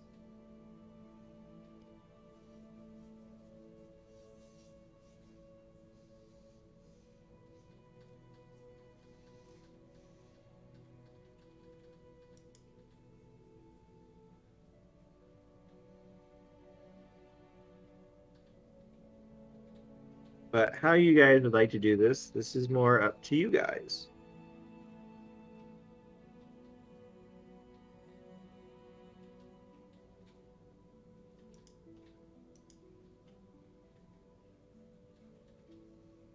We gotta infiltrate first, I assume. Yes, you need to get inside. So, Michael, I guess we do scouting again. Just kind of approach this like we did the Asal. where we just kind of go there, poke around a bit, see what we can find, then just kind of go at it. This location would likely be heavily guarded. It is a known Pentex facility. It is a public facility, so it would likely have high mortal security here, and likely supernatural security as well. Ah, mortal security. These are people who would likely be in the know, though, and be trained to resist the delirium, the lunacy that you cause, as well as be armed with silver weapons.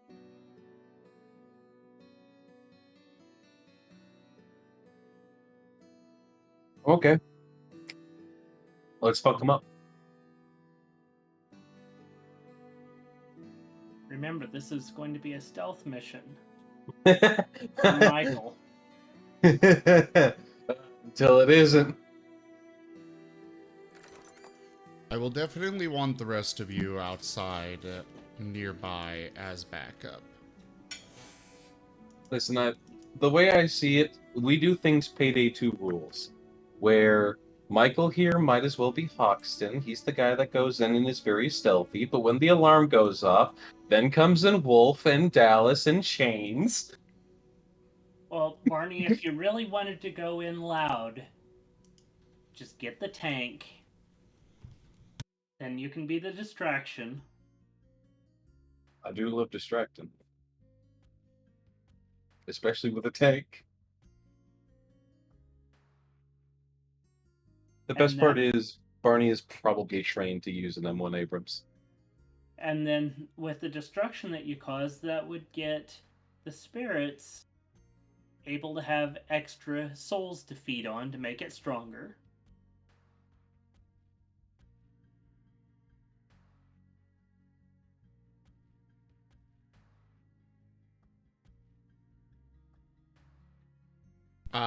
Meaning what? Which spirit is getting the souls? The one that we're supposed to be trying to defeat. The one that was messing with you in the car.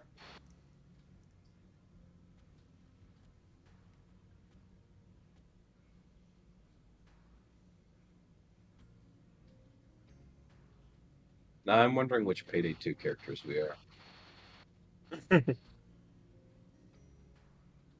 We're the first cop that's on duty that gets shot.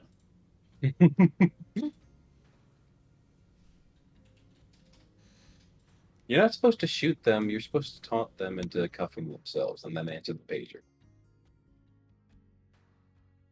Not when you go loud.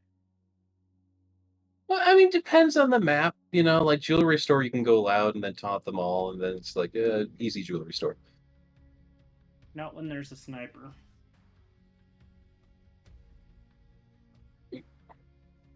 Oh. I'm talking about classic jewelry. Well, not classic, but I don't know. Never mind. Okay.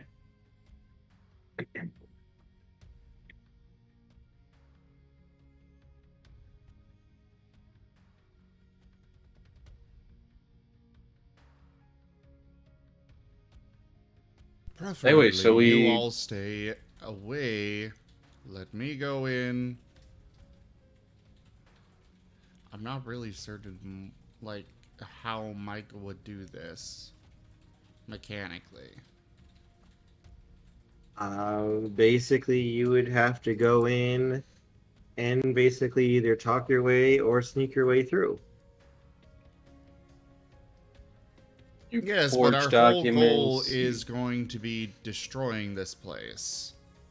Mm-hmm. So what is the point So of Michael sneaking in? You sneak in, find a way for us to get in a stealthy manner so that we can start planting the bombs, or you look for specific weak points of which to plant the bombs. Basically, we need a plan to go in. We don't just go in and go, put all the bombs here. I think that'll work.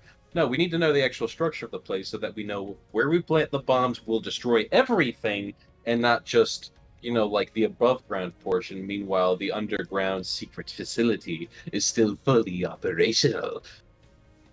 And you can also get info on what their projects are besides this one. Right. So We need a list of targets. We need all the info on them.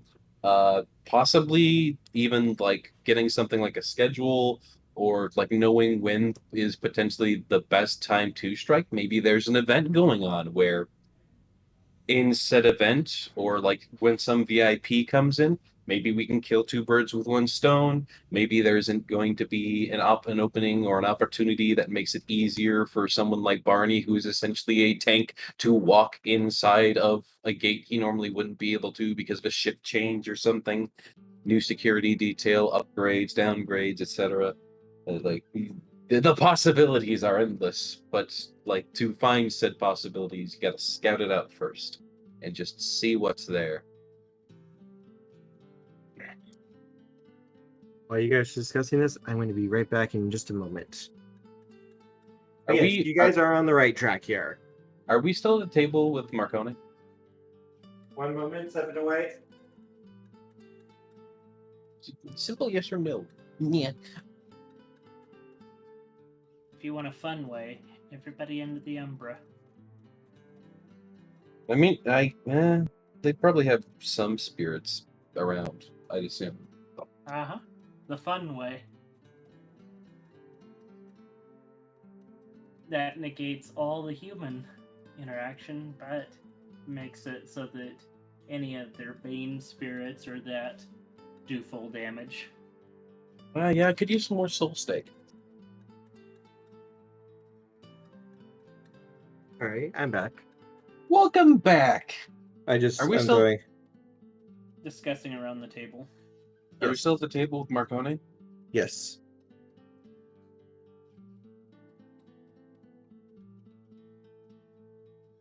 For these types of locations, odds are they're gonna have like military level equipped gear or even better at these locations.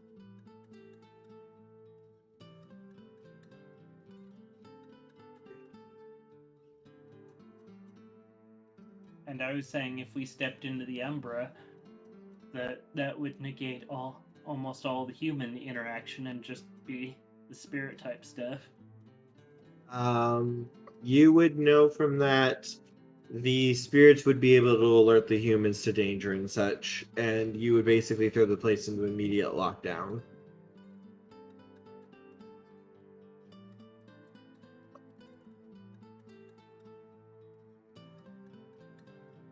Okay.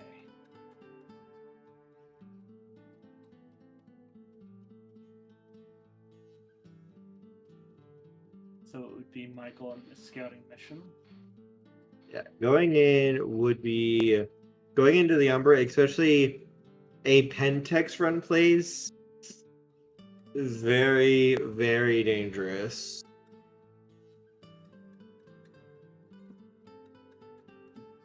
It would be much safer, especially if you don't know the location. It'd be much safer to stay in the normal world.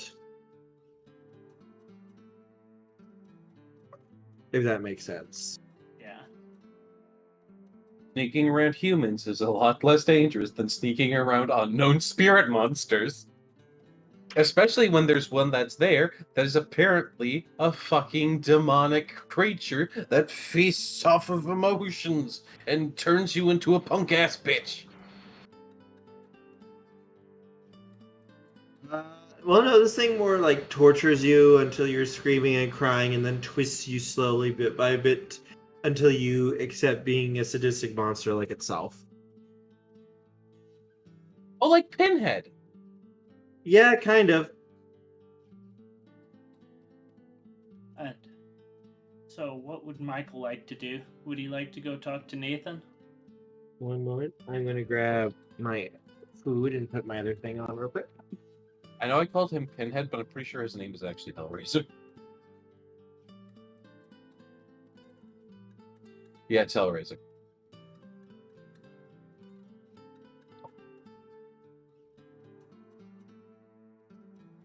Wait, hold on, what?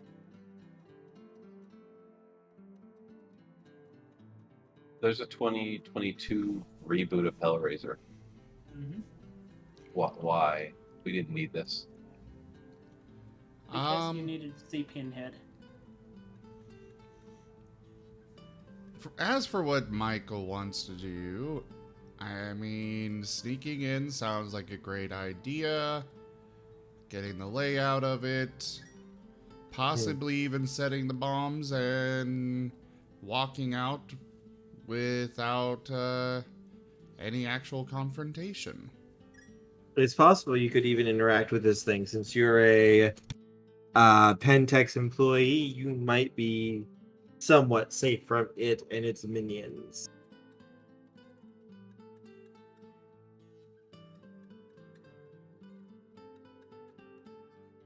Unless the minions recognize you from the car. Mm-hmm. That is a danger.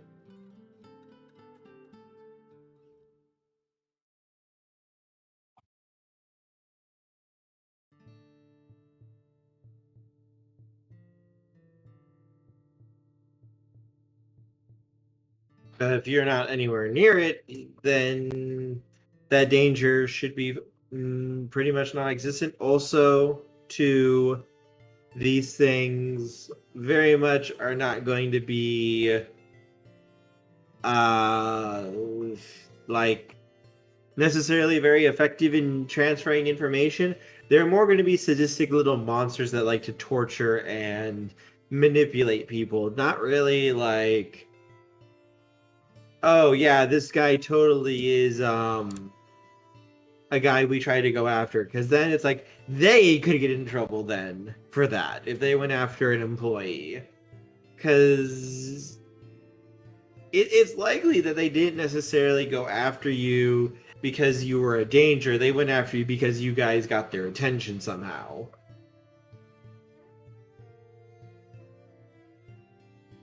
If that makes sense.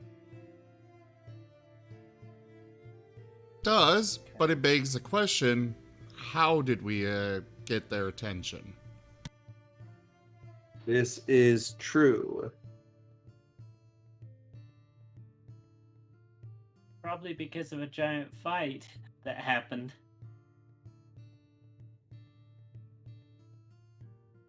Looks over at the blood-splattered Barney.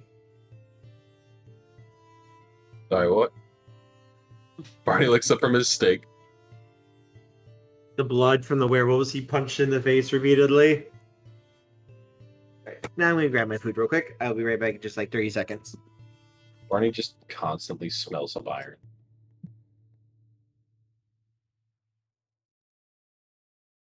But, like, you know, not from Metal Shop. And why is it I can see that my mage would have the best time at doing this facility? I'm still waiting for a crossover episode. We have the players.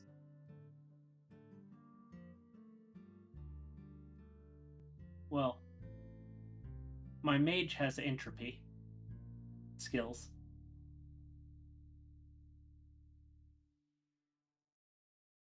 Which is dealing with death. Reinhardt would walk in here, you know, being the death mage. He'd be like, this is interesting. I'm going to poke you, okay? He's angry. And they grabbed your gun and shot you. How do you defend against that? I make myself not die. He's got death and life, and I want to say he also has entropy.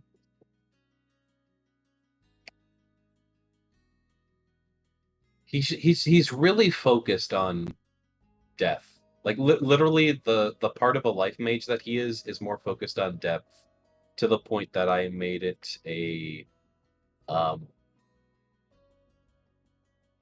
well, it's like it's one of those harder spheres for him to learn. It takes more XP for him to learn that sphere, purely because he fits more in with the death part of the life sphere than he does with the actual life part. Death is in entropy. Well, it is, but there's also isn't death a circle, or is that spirit? It falls under entropy. Okay. Well, I mean, he has some entropy. Wasn't there some death in life though too? I could have There's sworn. spirit, prime, mind, matter, life, forces, entropy, correspondence, and time. Okay, so he has spirit, entropy, and life. But I could have sworn that, like, when I was reading over life, the whole reason I took life was because Life. it was like life and death, and I was like, oh, hey, he'll have some control over death, and that's it. It can do so, yes, for living things. Okay. Oh, so it can stave off death. Or, set off cell death within a cell No. and start causing necrosis. Oh. Interesting.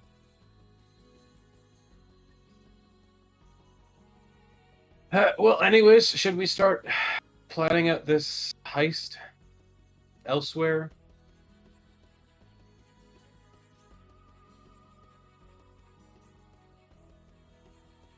Or should we get started on it? I don't know. Alric will speak up.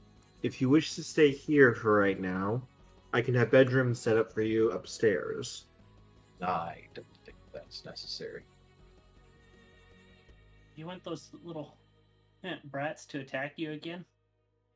We're gonna have to deal with them before we can assault whatever this facility is.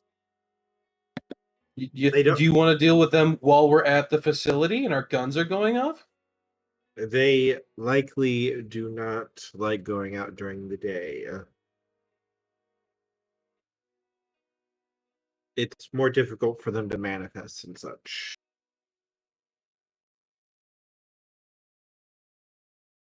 I'd rather have them destroyed either way. You can't. Can you?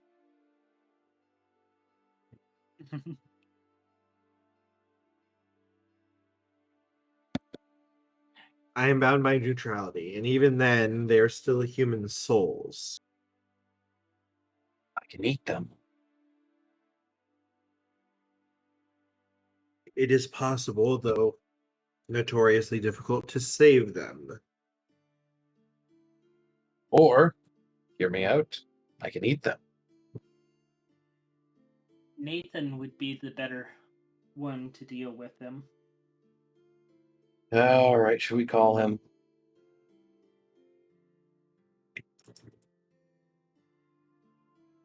Yeah. Michael, you should have the number. Shouldn't we all have the number?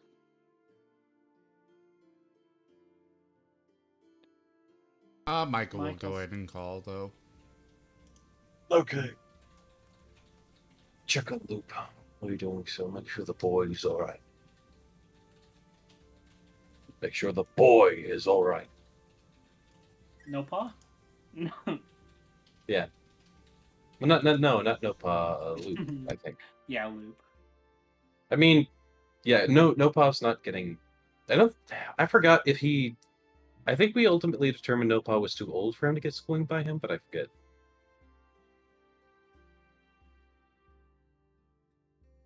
I was saying that we could still have Nathan teaches other Matisse.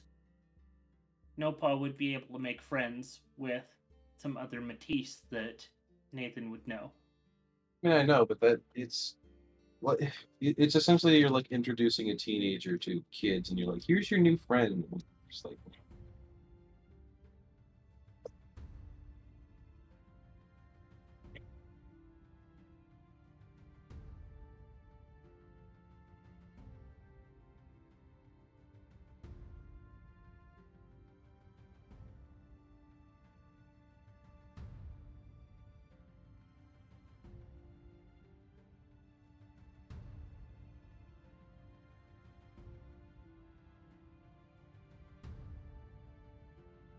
So, yeah, Michael's calling Nathan and filling him in on everything.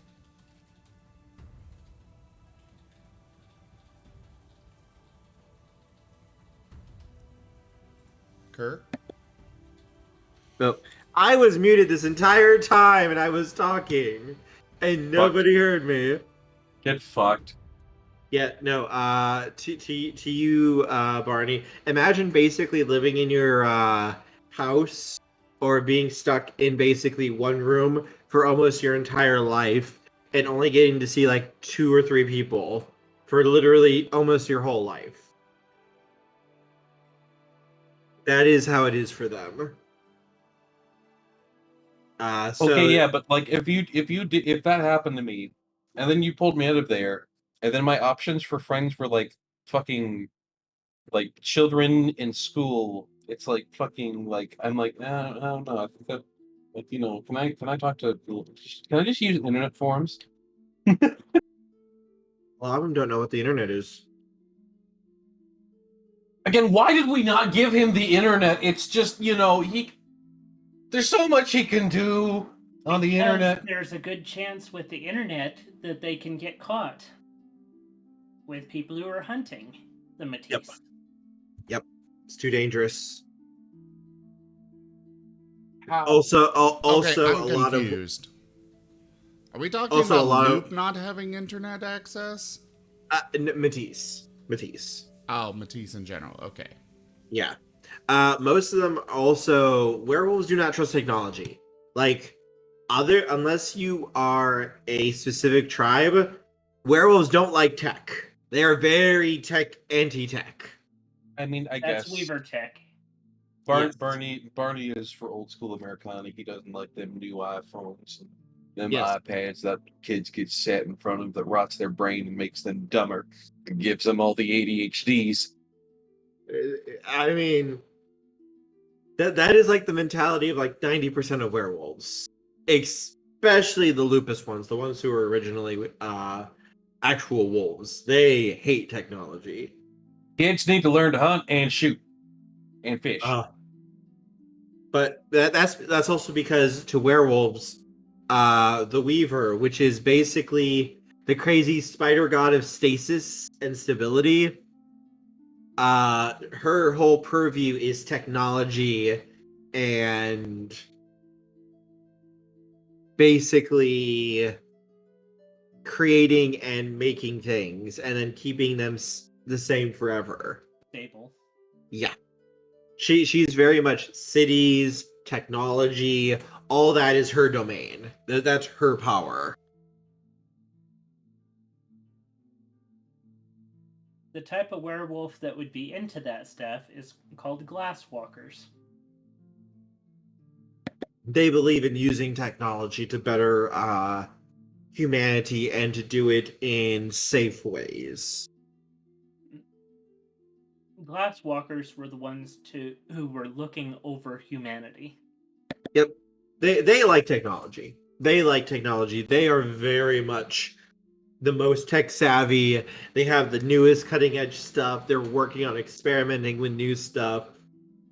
Some of them actually run big businesses and corporations and such. They are one of the richest tribes. They are also regarded with a lot of suspicion by the others, because a lot of them are worried they're becoming corrupted by the Weaver. So they're not really super welcomed all the time. They're also, by the way, the tribe that is making the artificial foot for Nopa.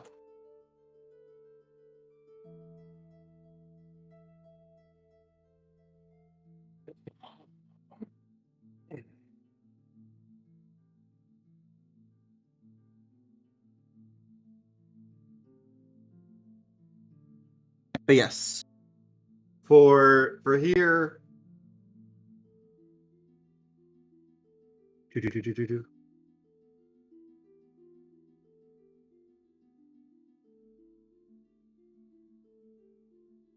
all right. Well, I don't think there's much else we have to do at this exact moment. Wait, we were calling the guy. Did we call the guy? So I just saw Michael's thing come through. It lagged. What do you mean, Michael's thing? His Yeah. D10 roll that I asked for him. It just came through for Wait, me. what D10 roll? Oh, no, I asked you to roll a d10 for me. I guess it did not come through. No, Yeah, that that was when D10 you were muted. God dang it! Mm. No, I'm sorry. I asked for a d10 roll for you. Okay. Okay. Nathan picks up. Hey, Michael, what's up? Michael fills him in on where they're going and asks if he can help.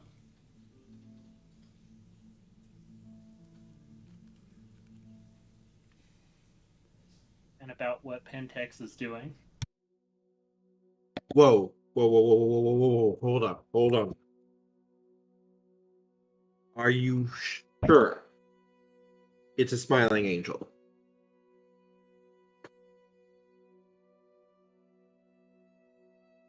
That is Like, what we believe from our information. Give the information that I saw in the car attacking us. yeah, We will pass basically, that along as well.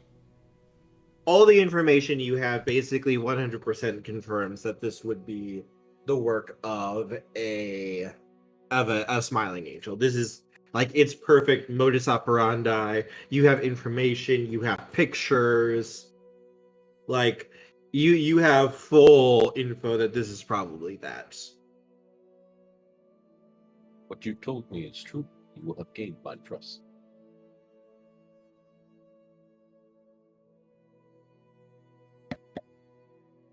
Where's this thing at?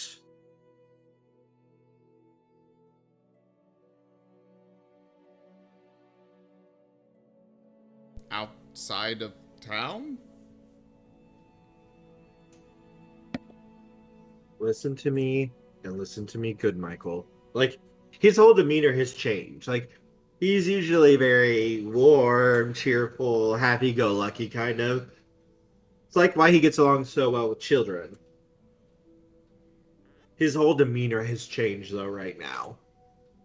Like this is like serious. Like this almost seems like it's not necessarily him. Listen to me and listen to me good. You're made for killing spirits and things. Okay?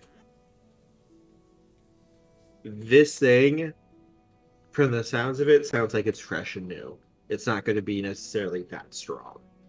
This thing doesn't necessarily like open combat. It's going to manipulate things. It'll throw its minions in front of you to slow you down. These things will try to get in your head. They'll try to convince you to do things. They'll try to make you see things. They will do whatever they can to not give you a fair fight. If that thing is a friendly angel, fucking nuke that place. Then burn it and then blow it up the fuck again. That thing needs to die. That is the plan. If you don't stop that thing, this thing, if it got out and out of control, would very likely slaughter a huge portion of the population of the city. Like, you would see full-on riots and murder. Like, you would see an utter devastation.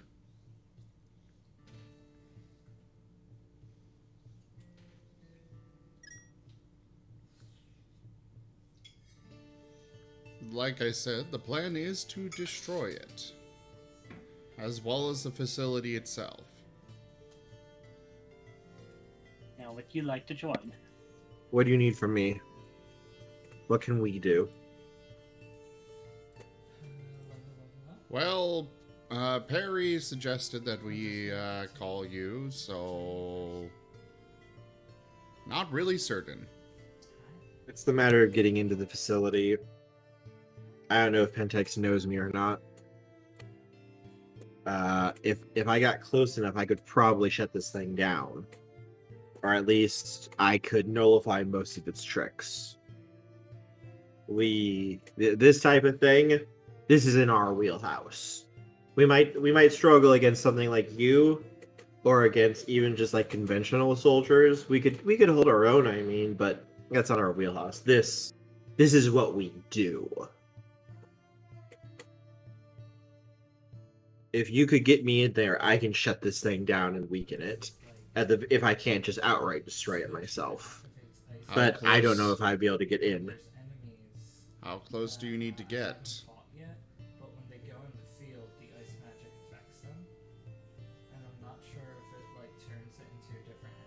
Same room. Alright. I will break down every single wall between the outer wall and it, so therefore it is the same room. I mean, I need to be close to it.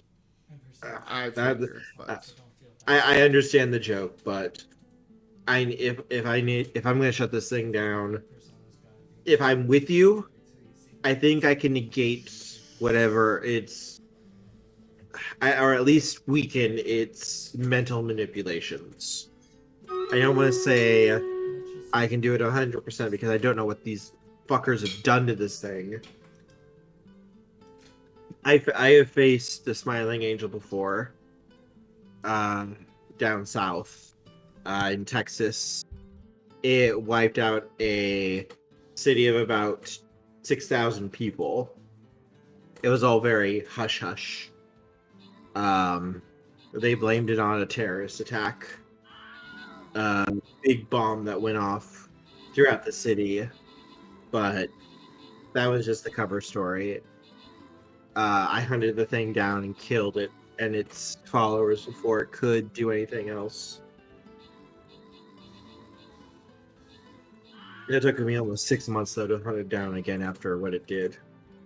I don't want to see that sort of thing happen again. Michael can open all the doors to get to it.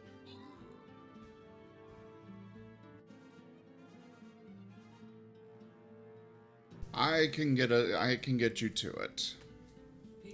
And after it is destroyed, we're going to blow the entire facility into the sky.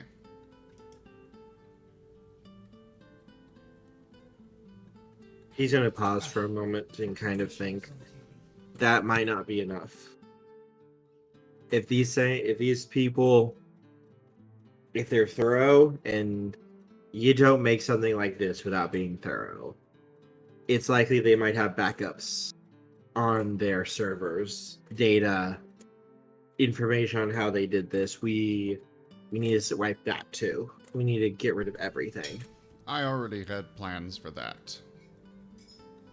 He just kind of, you get a sense he's kind of nodding to himself. Okay.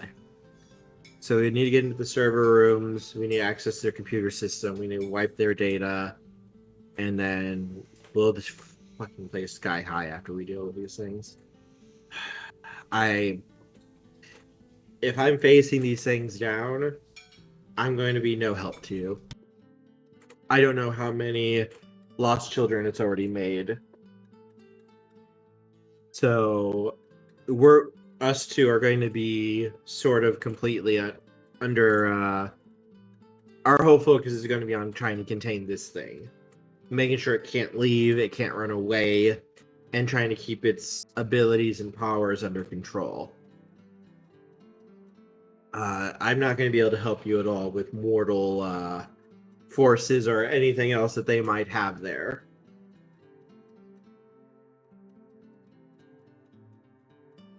Even then, I'm not 100% sure if I can beat this or not on my own. I don't know what Pentex might have done to this thing.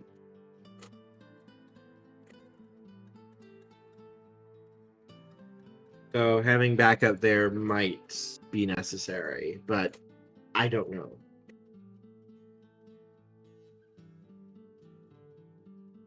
I've got one other I intend to call as well.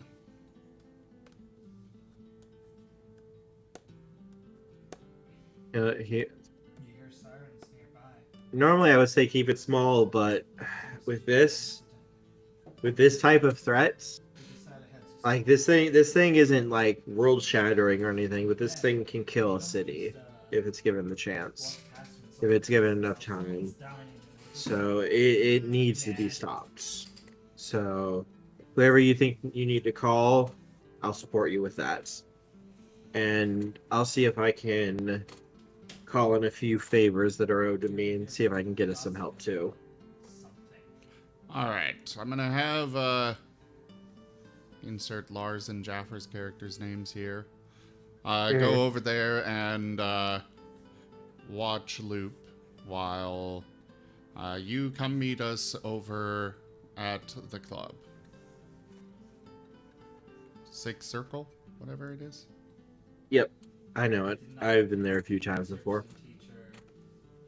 Great. I'll be over there. I'll be over here there once the others show up. All right. And with that, Michael's going to hang up and call Jason.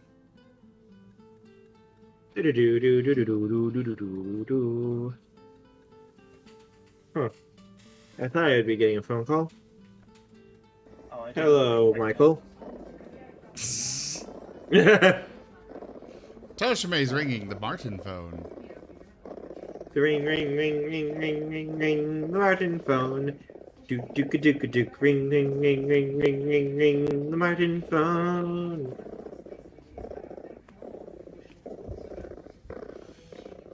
Yes, we are going to take out something that is corrupting children, and probably going to take out the entire city if we don't stop it. What do you And need? insert the plan and everything here.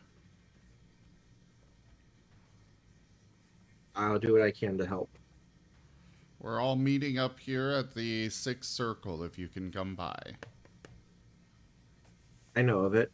I can, I've never been there myself, but I know where it is. It is a safe spot for everyone, so if you could meet us here, then excellent. We're going to head over there. You are basically going to be part of the cavalry that comes in to keep, to deal with problems after I infiltrate. Right. I'll be over there shortly then. Alright, and then fast forward to heading to the base. Unless there's something else to do. Guys, I want to pull you aside and talk about something I just thought of that may be great. Okay, speak up because Discord's not bringing your voice through all the way. So Barney's speaking in sort of a hushed tone. There's something I wanted to speak about with the two of you, mainly with our whole group of werewolves.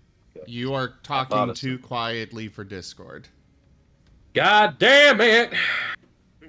There's something you want to talk about, and then you cut out. Yeah. All right, well, so then it there's went something garbled, I wanted to talk about with our group of werewolves, and again, Barney is speaking in a hushed tone. Okay, what is it? So this conversation has got me thinking, right? On and off, us going after Pentex for the next year, we might do like some damage and all, but I'm doubting we're going to be able to take it down in a year. So that kind of got me thinking. And it got me thinking about the war in Iraq. Because that was the war I served in. And the whole reason the whole war in Iraq sparked off was kind of because they fired the first shot. And then I realized, if Pentex ever attacked a place like this, every supernatural entity would be attacking them. Now that might be the kind of force that kills Pentex in a year. So if we can get Pentex to fire the first shot at a place like this, we can have them dig their own grave. And then we would have everyone at our side as we lead the charge against these fuckers. Games like this really build up the atmosphere. And how would you suggest having them attack this place? Well, as it just so happens, we got someone on the inside. Now, it doesn't matter who, what, or how it happens, as long as someone from Pentex makes some sort of big action large enough for the supernatural forces to take it as a declaration of war, it'll be enough for everyone to get up in arms. Like, let's say, presumably, you go to, say, something like a Pentex military facility or something like that, because I know that they have their PMCs and whatnot. And like, let's say someone accidentally fires a Pentex missile that has been preemptively disarmed at this building. A big old missile comes through the window with the word Pentex on it. It doesn't go off. That's probably enough right there. But, that's just like one line of thought. Anything that looks like Pentex made some sort of disastrous failed attack or something of the sort that makes it look like Pentex are the bad guys, which they are, um, without casualties on our side of things. Just enough to make it look like they're declaring war, or like they look like they tried to do something, but we're fucking incompetent somewhere. Something like that. Something to kick off just a real war.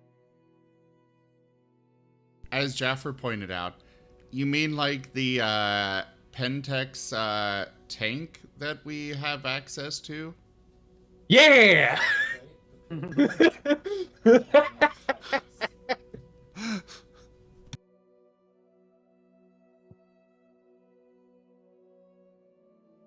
It's not a bad idea. However, without casualties, I don't believe anybody would actually believe it came from Pentex. Pentex would have plausible deniability saying that it wasn't theirs. Not to Alright, mention well the then- fact that, they just simply say, well, at least nobody was killed, it was just an accidental thing, or something along those lines. Yeah, we can And pay for repairs. One of the things for Pentex, their actual company motto that's only talked about in-house is it's better to pay the fine than follow the law. oh, so literally every corporation? Yep. Oh, well, why do you think every corporation actually is basically under Pentex's control? Nobody listens to OSHA. I can't wait till. Yes, we're going to charge you $1.4 million. Okay, we just brought in $2 billion last month. Have it. It's the cost of doing operations. Yep. Literally, it's just included in the cost. Actually, I think This most is of the tax time you deductible, can. right? I think it is actually. Yep. Yep. It's literally their thing. All right, cool. Another tax write-off. Let's go. I'm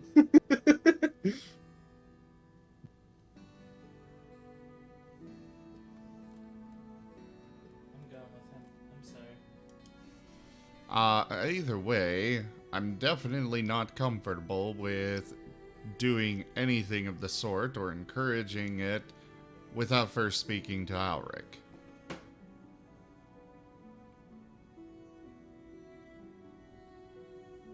Yes, please.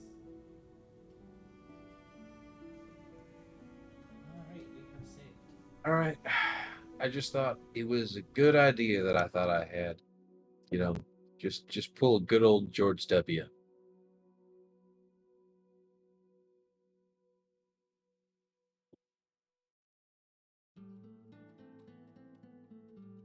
It would have to be, if you wanted something without casualties, you'd have to contract somebody like Incognito.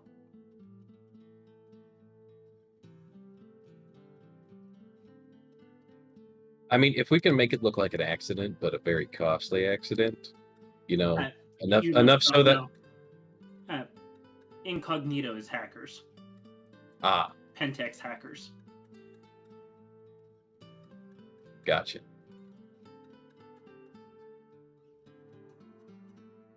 get it traced back to them, and then things would kick off.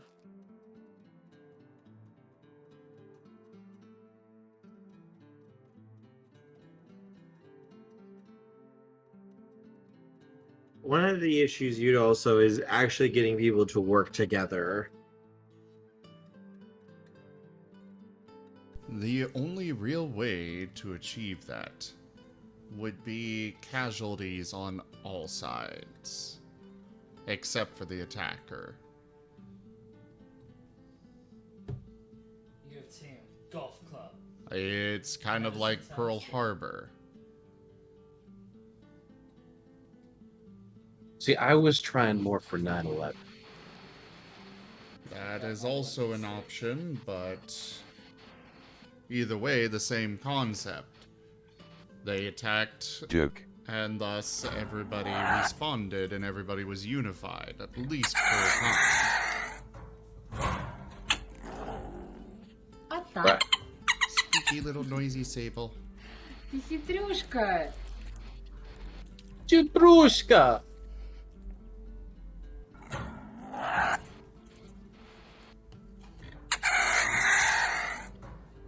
She basically calls the sable cheeky.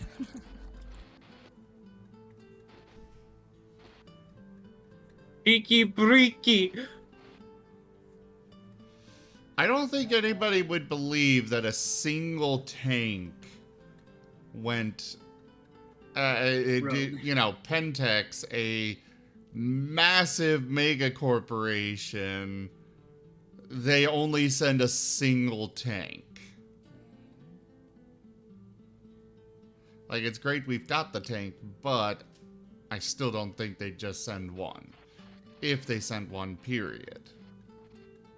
It would be more likely to succeed if it were some kind of, like, assassin group that came in. Rather than, because Pentex isn't going to just advertise, hey, this is what happened. We are outright declaring war. Nobody is going to believe that. There's gotta be a way that we can craft it up so that it works. Ring, ring, ring. I did Ring, ring, Whose ring. phone? All I have to do is skip it. It's yours, Michael. He'll answer. Who's So, my dear, dear friends. It sounds to me like you are trying to have a false flag operation. Oh god damn it, who's listening to us? I am so proud of you. Okay, the fuck is who's that? listened to us and how? You recognize his voice. This is the Black Spiral Dancer. The former Black Spiral Dancer. Okay. I should say that because you do also know another Black Spiral Dancer. I would like to reiterate my question. Okay. How? Computer like I did last time. I have my ways. Like last time. How did you get past Sir Alric's literally everything? Sorry. Again, I have my ways. And what do you propose then, since I assume you're calling to do so? So it's not instant time. I'm simply here to offer my assistance, my knowledge, so to speak. In about 3 months' time, there's going to be another meeting between the leaders of the different factions.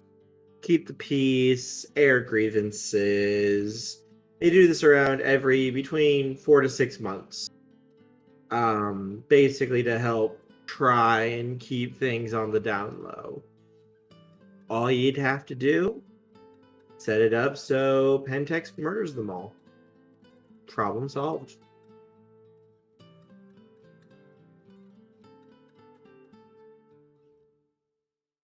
I mean, the question that's been imposed here is why would Pentex murder?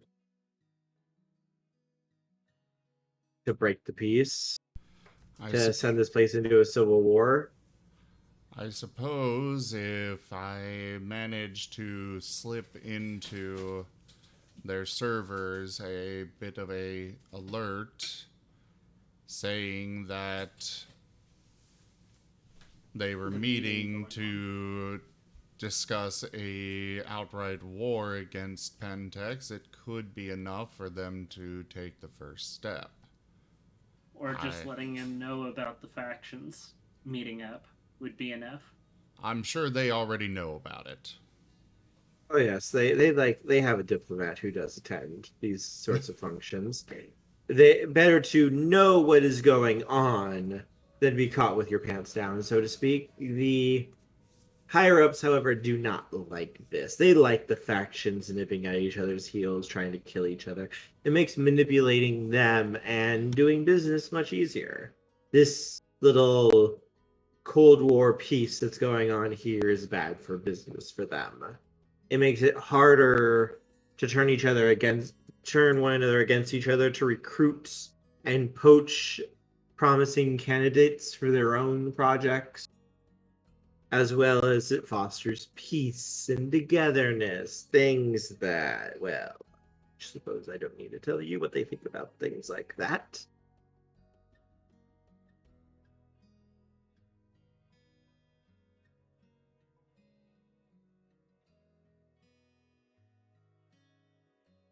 Yes, it'd be a small sacrifice. A few dozen maybe killed. And I'm sure the supernatural world would be in an uproar at that. Especially Alric. If, say, Winter Sun was shot dead in his club, ooh, the werewolves would be howling for blood. And if Pentex did it, well, that means Alric is going to break his neutrality because someone did break his. Unless the werewolves blame him for not protecting Winter Sun. Michael is just going to hand the phone to Barney and walk out. I'm not going to be a part of something like this.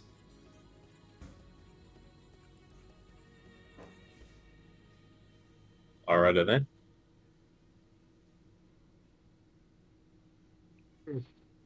I suppose he doesn't have the stomach for this. A shame. I have He's high got hopes for him his still. morals, he's got his code, he's got his honor. And Oh, I don't. No, I'm not knocking you. I'm not knocking you at all. Like, 100%, I agree with you here. However, you're also dealing with a former Black Spiral dancer. They don't have limits. They will do whatever it takes to do what they want to do. And he's still kind of like that, as he warned you the first time you met him.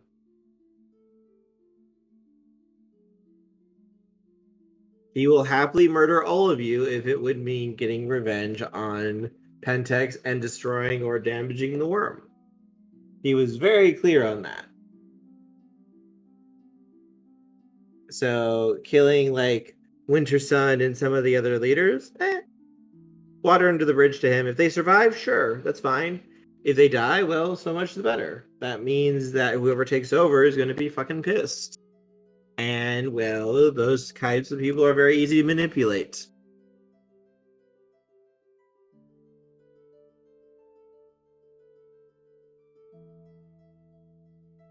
So is that your project, Bernie?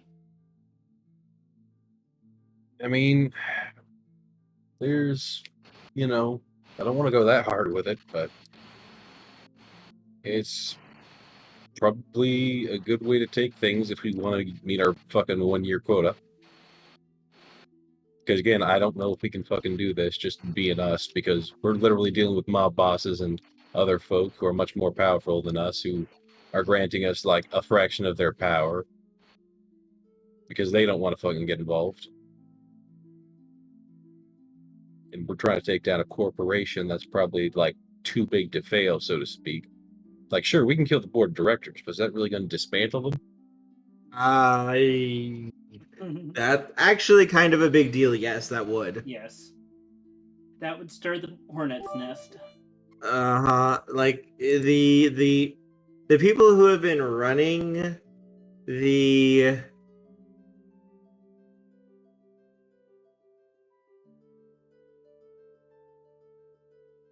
the people who run the board of directors have been doing it for like the last 100 or so years. Most of them. Some of them have been around even longer.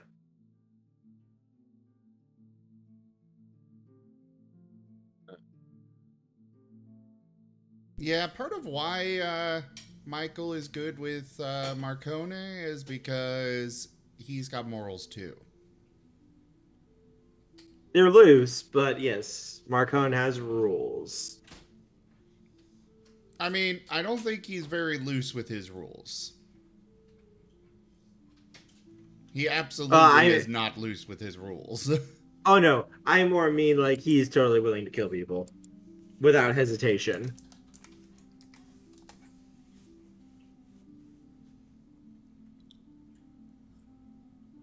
Yeah. There are certain people he won't kill, but otherwise, like, he's willing to do horrible, horrible things, usually. There's just a few things that he will not do.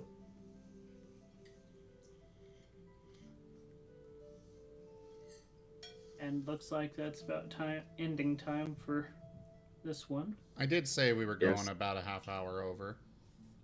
But we could go a little bit longer, finish up this little conversation and Yep. stuff, and then switch. Mm-hmm.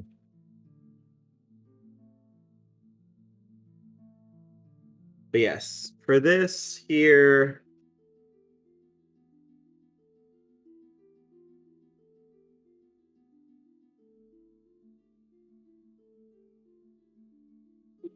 it depends on what you guys would like to do.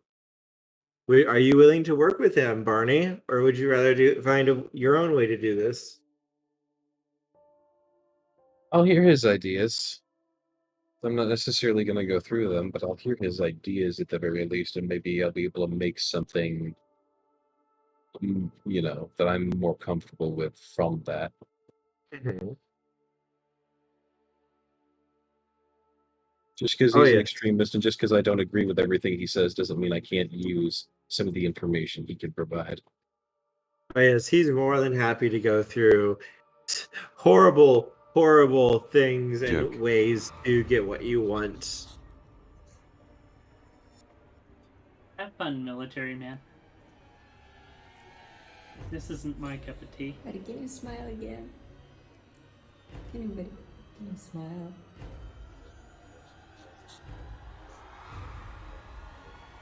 Come, Martin.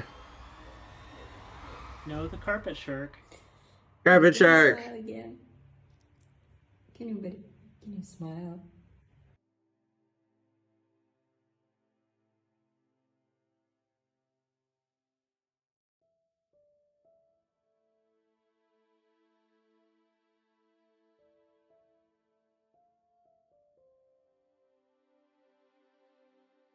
Oh, are you guys going to continue that conversation, or? I don't know. Are we? I was waiting for him. Well, it's you, Barney. There. Oh, yes, no, he would be going on and on about different ways to bring down cities, countries, corporations, with more and more details with each one he goes over. And oh god, I'm picking up details that I can gather from this guy. give me a resolve. No, give me a composure plus empathy roll. You had to hit me with empathy. Mm-hmm. Composure's one of the few things I got freaking 5 dots in. You gotta take me down a peg.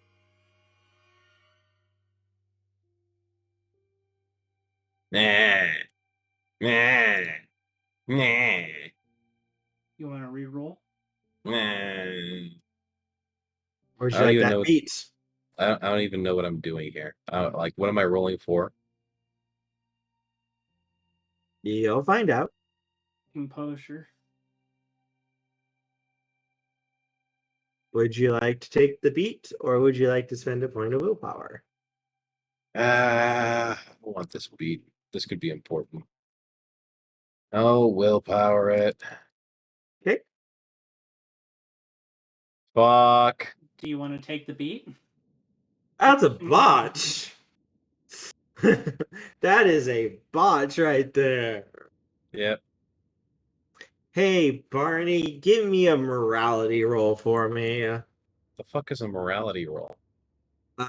You know that you're on your chart where your thing is balanced? It's Yeah. marked morality on your sheet. Flesh versus spirit. Yep. Yep. Where's it at right now? 7.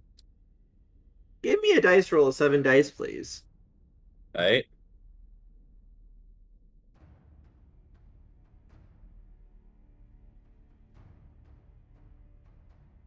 It's looking pretty good.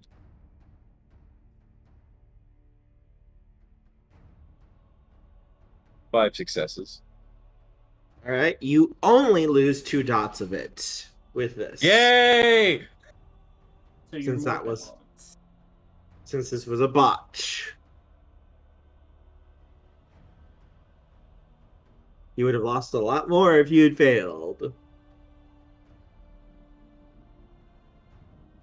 Wanting to murder my associates has got me harmony.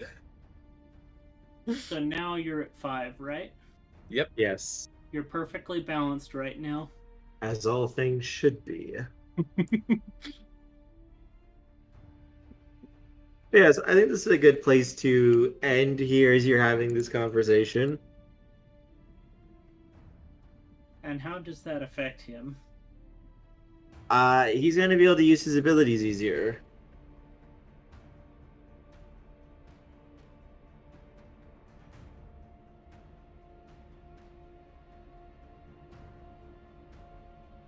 I can give him the exact rules for it for next week.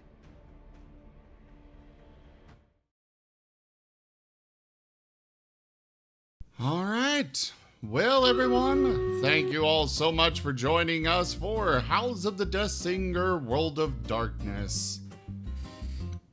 Check out our website, zgfgaming.com. We've got links for our Discord, Telegram, Twitter, Patreon, and more there on the website, as well as down in the description below through our link tree. Thank you to my patrons, donators, and subscribers. It is because of your support that I'm able to continue bringing these streams to you all. I really cannot do this without your guys' help and support, so thank you. Consider becoming a patron over at patreon.com/zgfgaming. It is one of the best ways to support the channel, though you can also do so by simply sharing the streams around. But for now, thank you so much for joining again, and I bid you all the most fondest adieu. Bye, guys. Bye-bye. You want to say bye, Toshimi? I did. Oh. Bye.